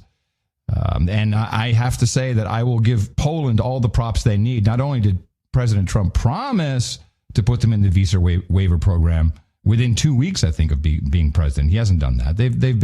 The Poles have been shunned. So the Europeans went, you know what? We're going to require all Americans to have visas. Neener, neener, neener. We take note of the resolution voted yesterday by the European Parliament. As you know, Commissioner Avramopoulos was in the United States recently on the 8th of February to relaunch our efforts to push for full visa reciprocity with the new U.S. administration. As you know, our approach of continued engagement and patient diplomatic contacts brought tangible results on this issue with Canada. And our assessment of the situation with the United States has not changed, and we will continue constructively with our discussions. At the same time, of course, the Commission will continue to work closely with both the European Parliament and the Council, and will report on further progress before the end of June. Now, what I like about this is, first of all, it shows you how the European Parliament has zero power. Hey, thanks for your resolution, and we'll just continue to talk about it. So if they are true representatives of the people, which I don't think they are because they're typically not elected. Well, they are elected, but they have no power. So nothing's going to change. But the resolution is there. Require Yanks to have visas to enter the European Union. And since they was talking about Canada, and apparently they had some difficulties putting the Canadian deal together, we also have immigration news from our neighbors up north. Canada's public safety minister says Canadian laws are being enforced in that country as it deals with a growing number of illegal border crossings from the U.S. into Canada. Ralph Goodale says more resources will be made available when they're needed. Today he visited Emerson, Manitoba, which has intercepted 183 people illegally crossing the border this year. He said Manitoba officials represent the, quote, very best instincts and values of Canadians for their response to asylum seekers. We're all in this together. We want the very best possible human result for everyone, and we'll all collaborate and cooperate the best. Human result. CTV reports more than 430 people have illegally crossed the border from the U.S. to Canada this year. It also reports more than 1,700 people went to border crossings to ask for refuge protection. Tom, what kind of people are these? They're Hollywood types trying to escape Trump. That's fantastic. Hey, man, you American illegals coming in here. Damn it. Can't have that. I discovered, with my Tourette's comes some superpowers. And it hit me, something hit me last night. The falling jar?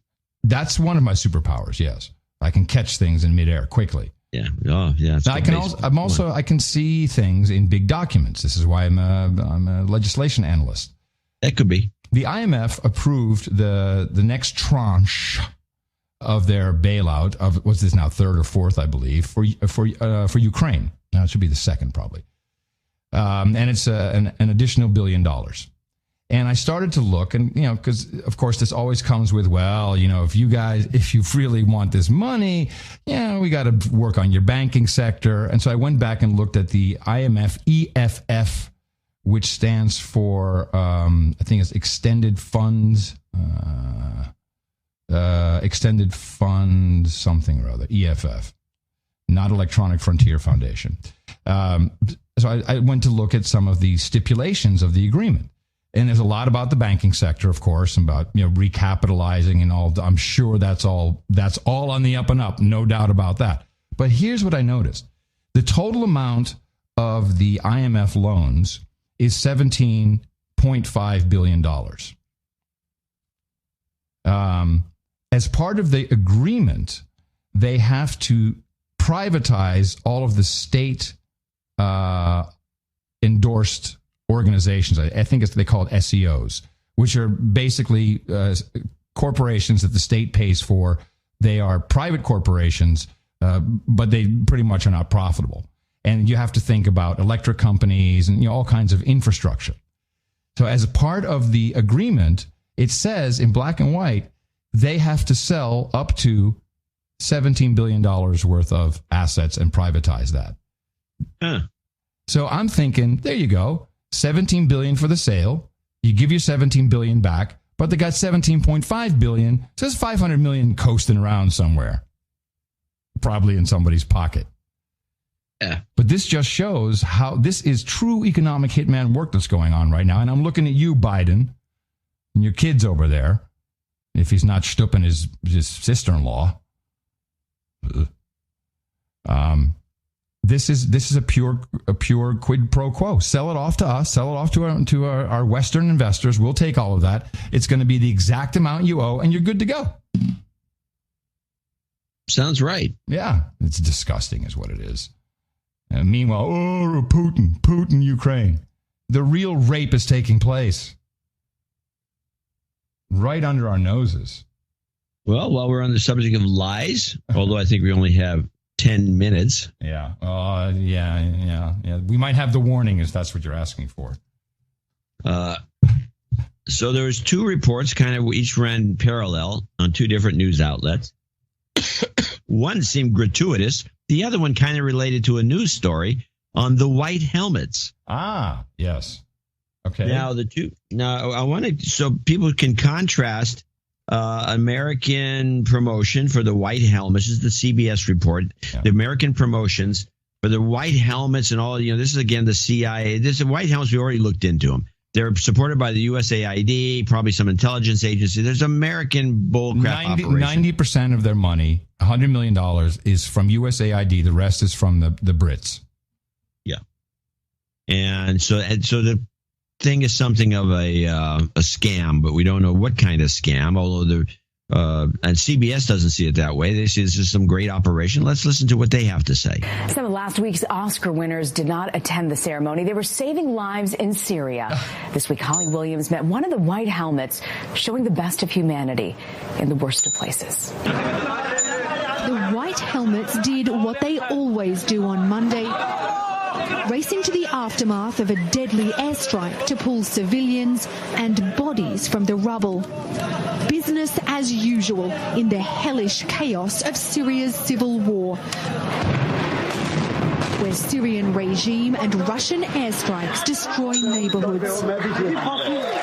In Hollywood on Sunday, the producer and director of the film, The White Helmets, accepted the award for Best Documentary Short. Three of the film's cameramen are Syrians who risked their lives to capture images like these.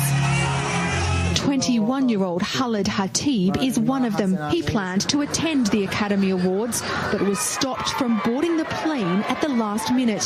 He says he still doesn't know why. I was disappointed, he told us, but the most important thing is that the film won the Oscar. Maybe it'll encourage the international community to give us more help. It seems in every 60 Minutes reported on the heroism and humanity of the White Helmets last December. The group says it's rescued more than 80,000 people and that over 160 of its emergency workers have been killed. Ruddy Saad joined the White Helmets 2 years ago. There's a 50% chance in every operation that I'll live and a 50% chance that I'll die. You've seen people dying. As an aside, I had my hair cut yesterday, and I go to a women's salon, of course, and the topic came up of the Oscars. We're talking about, and the white helmets is the white helmets, and of course, I couldn't stop myself. I launched into it, and these women, they were dumbfounded. They're like, they were able to, they weren't stuck in one universe. It was really interesting. Like, wow, I'd never heard of this. That oddly makes kind of sense. Said, yeah. That's because it makes sense. That's why. Yeah. I said the other thing doesn't make sense. And they recycle the children. Now, so meanwhile, there's actually a story. This is the same day. They didn't report on this on CBS. There was actually a kind of I guess it was a brouhaha. A fracas in New York regarding the white helmets, and it was reported on. They apparently were playing the band, asking for money. I'm not sure, something like that. And there was a anti-white helmets protest from anti-war people, and so this was reported on by RT. This clip is called White Helmets Report, and what's interesting about it, RT just doesn't just give us the news report, but they also give us a reminder of the background of these phony balonies, so we all remember that this is not really a legitimate group. A spontaneous music concert in New York's Grand Central Station promoting the work of alleged Syrian humanitarian group White Helmets was disrupted by anti-war protesters. Standing among the orchestra, anti-war activists held signs reading "White Helmets are U.S. propaganda" and "No U.S. bases in Syria." The White Helmets have been glorified in the Western establishment and media, with a documentary on their activities even winning an Academy Award. And all this comes despite the group's rather questionable reputation. That's due to members of the White Helmets being spotted at executions carried out by jihadists. The group was also caught producing fake reports like the following one, in which it claimed that Russian jets had killed civilians. Turns out the photograph was taken well before Russian warplanes even started flying in Syria. The White Helmets' credibility was more heavily scrutinized after they staged a so-called mannequin challenge for social media, faking this rescue of a person from rubble. Yeah. Yes. Just always just remind people bogative. You got the one news media that just wants to, whatever the government tells them to say, CBS in particular. Yep. And they say it's to keep everybody, oh yeah, White Helmet's great. And then you run into the situation where you know some of the truth.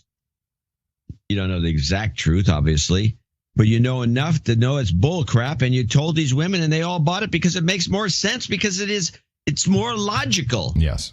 This operation, come on, guys running around with white helmets. It was designed by a public relations firm. It's a fantastic idea. Yeah, and the whole idea was to get a no-fly zone, and they've kind of failed so far. Well, yeah. Well, there'd be one. If Hillary had won the presidency, we'd be shooting down Russian jets right now. We'd be shooting them down. I only have two more clips. I do think it's important to get them out today. Okay. The first one is something very interesting happening in Sweden. Because of the Russians. Bringing back the draft to keep potential enemies at bay. With an increasingly assertive Russia just across the Baltic Sea, Sweden has decided to strengthen its army, and that means finding more troops to fill the ranks. 7 years after abandoning it, Sweden has made military service mandatory again. This is a signal that Sweden is prepared to increase its military capability. It is a part of the strategy that we have very clearly put in place. Like neighboring Norway, both men and women will be part of the draft. Following a questionnaire, the names of Swedes born in 1999 and after will be added to a lottery. 4,000 of them will be called up starting next year. The decision to reactivate conscription has received support from both the socio-democrat government and the opposition. But the news of 11 months of military service came with mixed reviews from Swedish teens. No kidding. It won't feel so great if you have to spend so much time doing something you really don't want to do or something you're against. Personally, I don't support general warfare and fighting. I think it's great. I simply think it's a good thing that so many young people will be able to get some experience of what defense is about. For decades, Sweden had been decreasing its military budget. 2 years ago, it was just 1% of its GDP. But now it's earmarked more than $5 billion for this year alone. A shift that began after Russia annexed Crimea. Red flags from Moscow that Stockholm says they want to be ready for just in case. Ooh. How about that, huh? Yeah. That'll change your life as a teen. Well, yeah. That'll make you fearful of Russia as a teen. Yeah, that's the idea. I got some pretty mixed messaging there. Well, you want to play my last thing, which would be the Yemen update? Yes. Because there's a little gotcha in here. This is ABC. Overseas tonight, the U.S. military intensifying airstrikes against al-Qaeda targets in Yemen. More than 30 in the last 48 hours. U.S. warplanes and drones pounding away at fighters, weapons, and strategic targets. Pounding. All of this coming 1 month after that first and controversial mission ordered by the Trump administration. The Pentagon again today emphasizing the value of intelligence materials grabbed during that raid. Navy SEAL Ryan Owens was killed in the raid, his father calling for an investigation. His widow, Karen, was honored during President Trump's speech to Congress on Tuesday. That is so impossible. This had to be going at least a month before Trump came in. At least. Yeah, it's a week after Trump gets in and they have this raid, and now it's his. He ordered it. Yeah, and what the hell are we doing anyway? Exactly. Sick and tired of it. All right, I just have one quickie, just to make us happy. Maxine Waters. Yeah, that'll liven things up. All right, Maxine Waters. She's talking to some millennials. And I want you to know, please, I want to know that I'm not Aunt Maxine.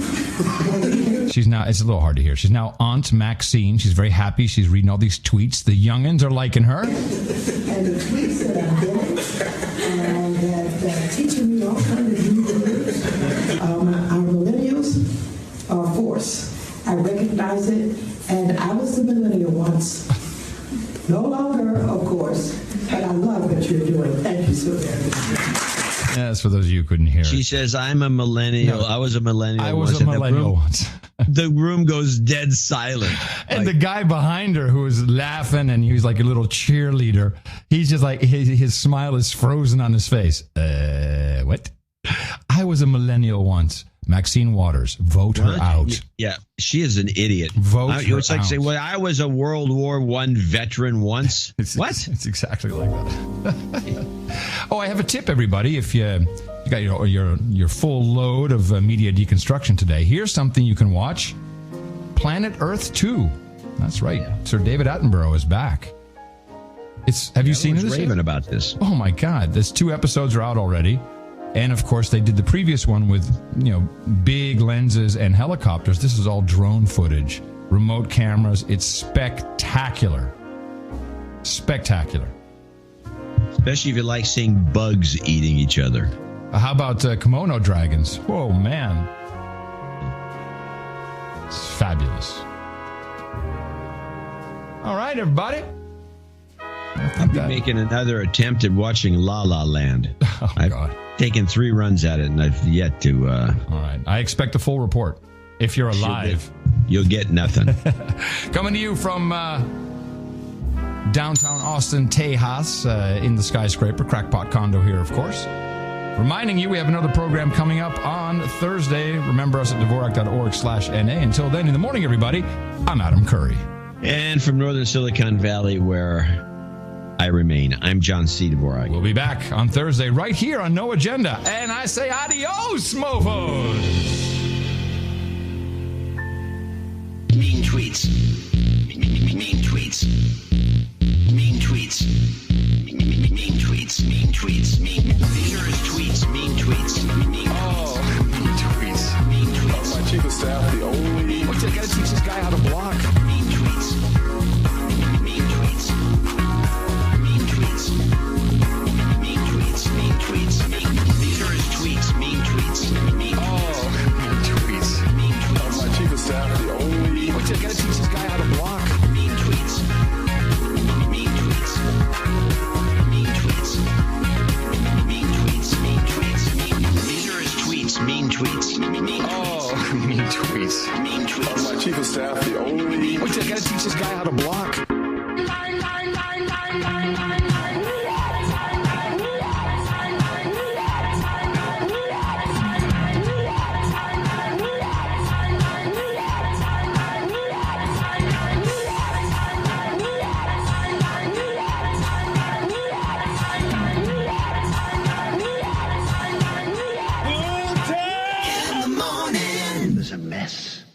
The world is a total mess, mess, mess, mess, mess, mess, mess, mess, mess, mess, mess, mess, mess, mess, mess, mess, mess, mess.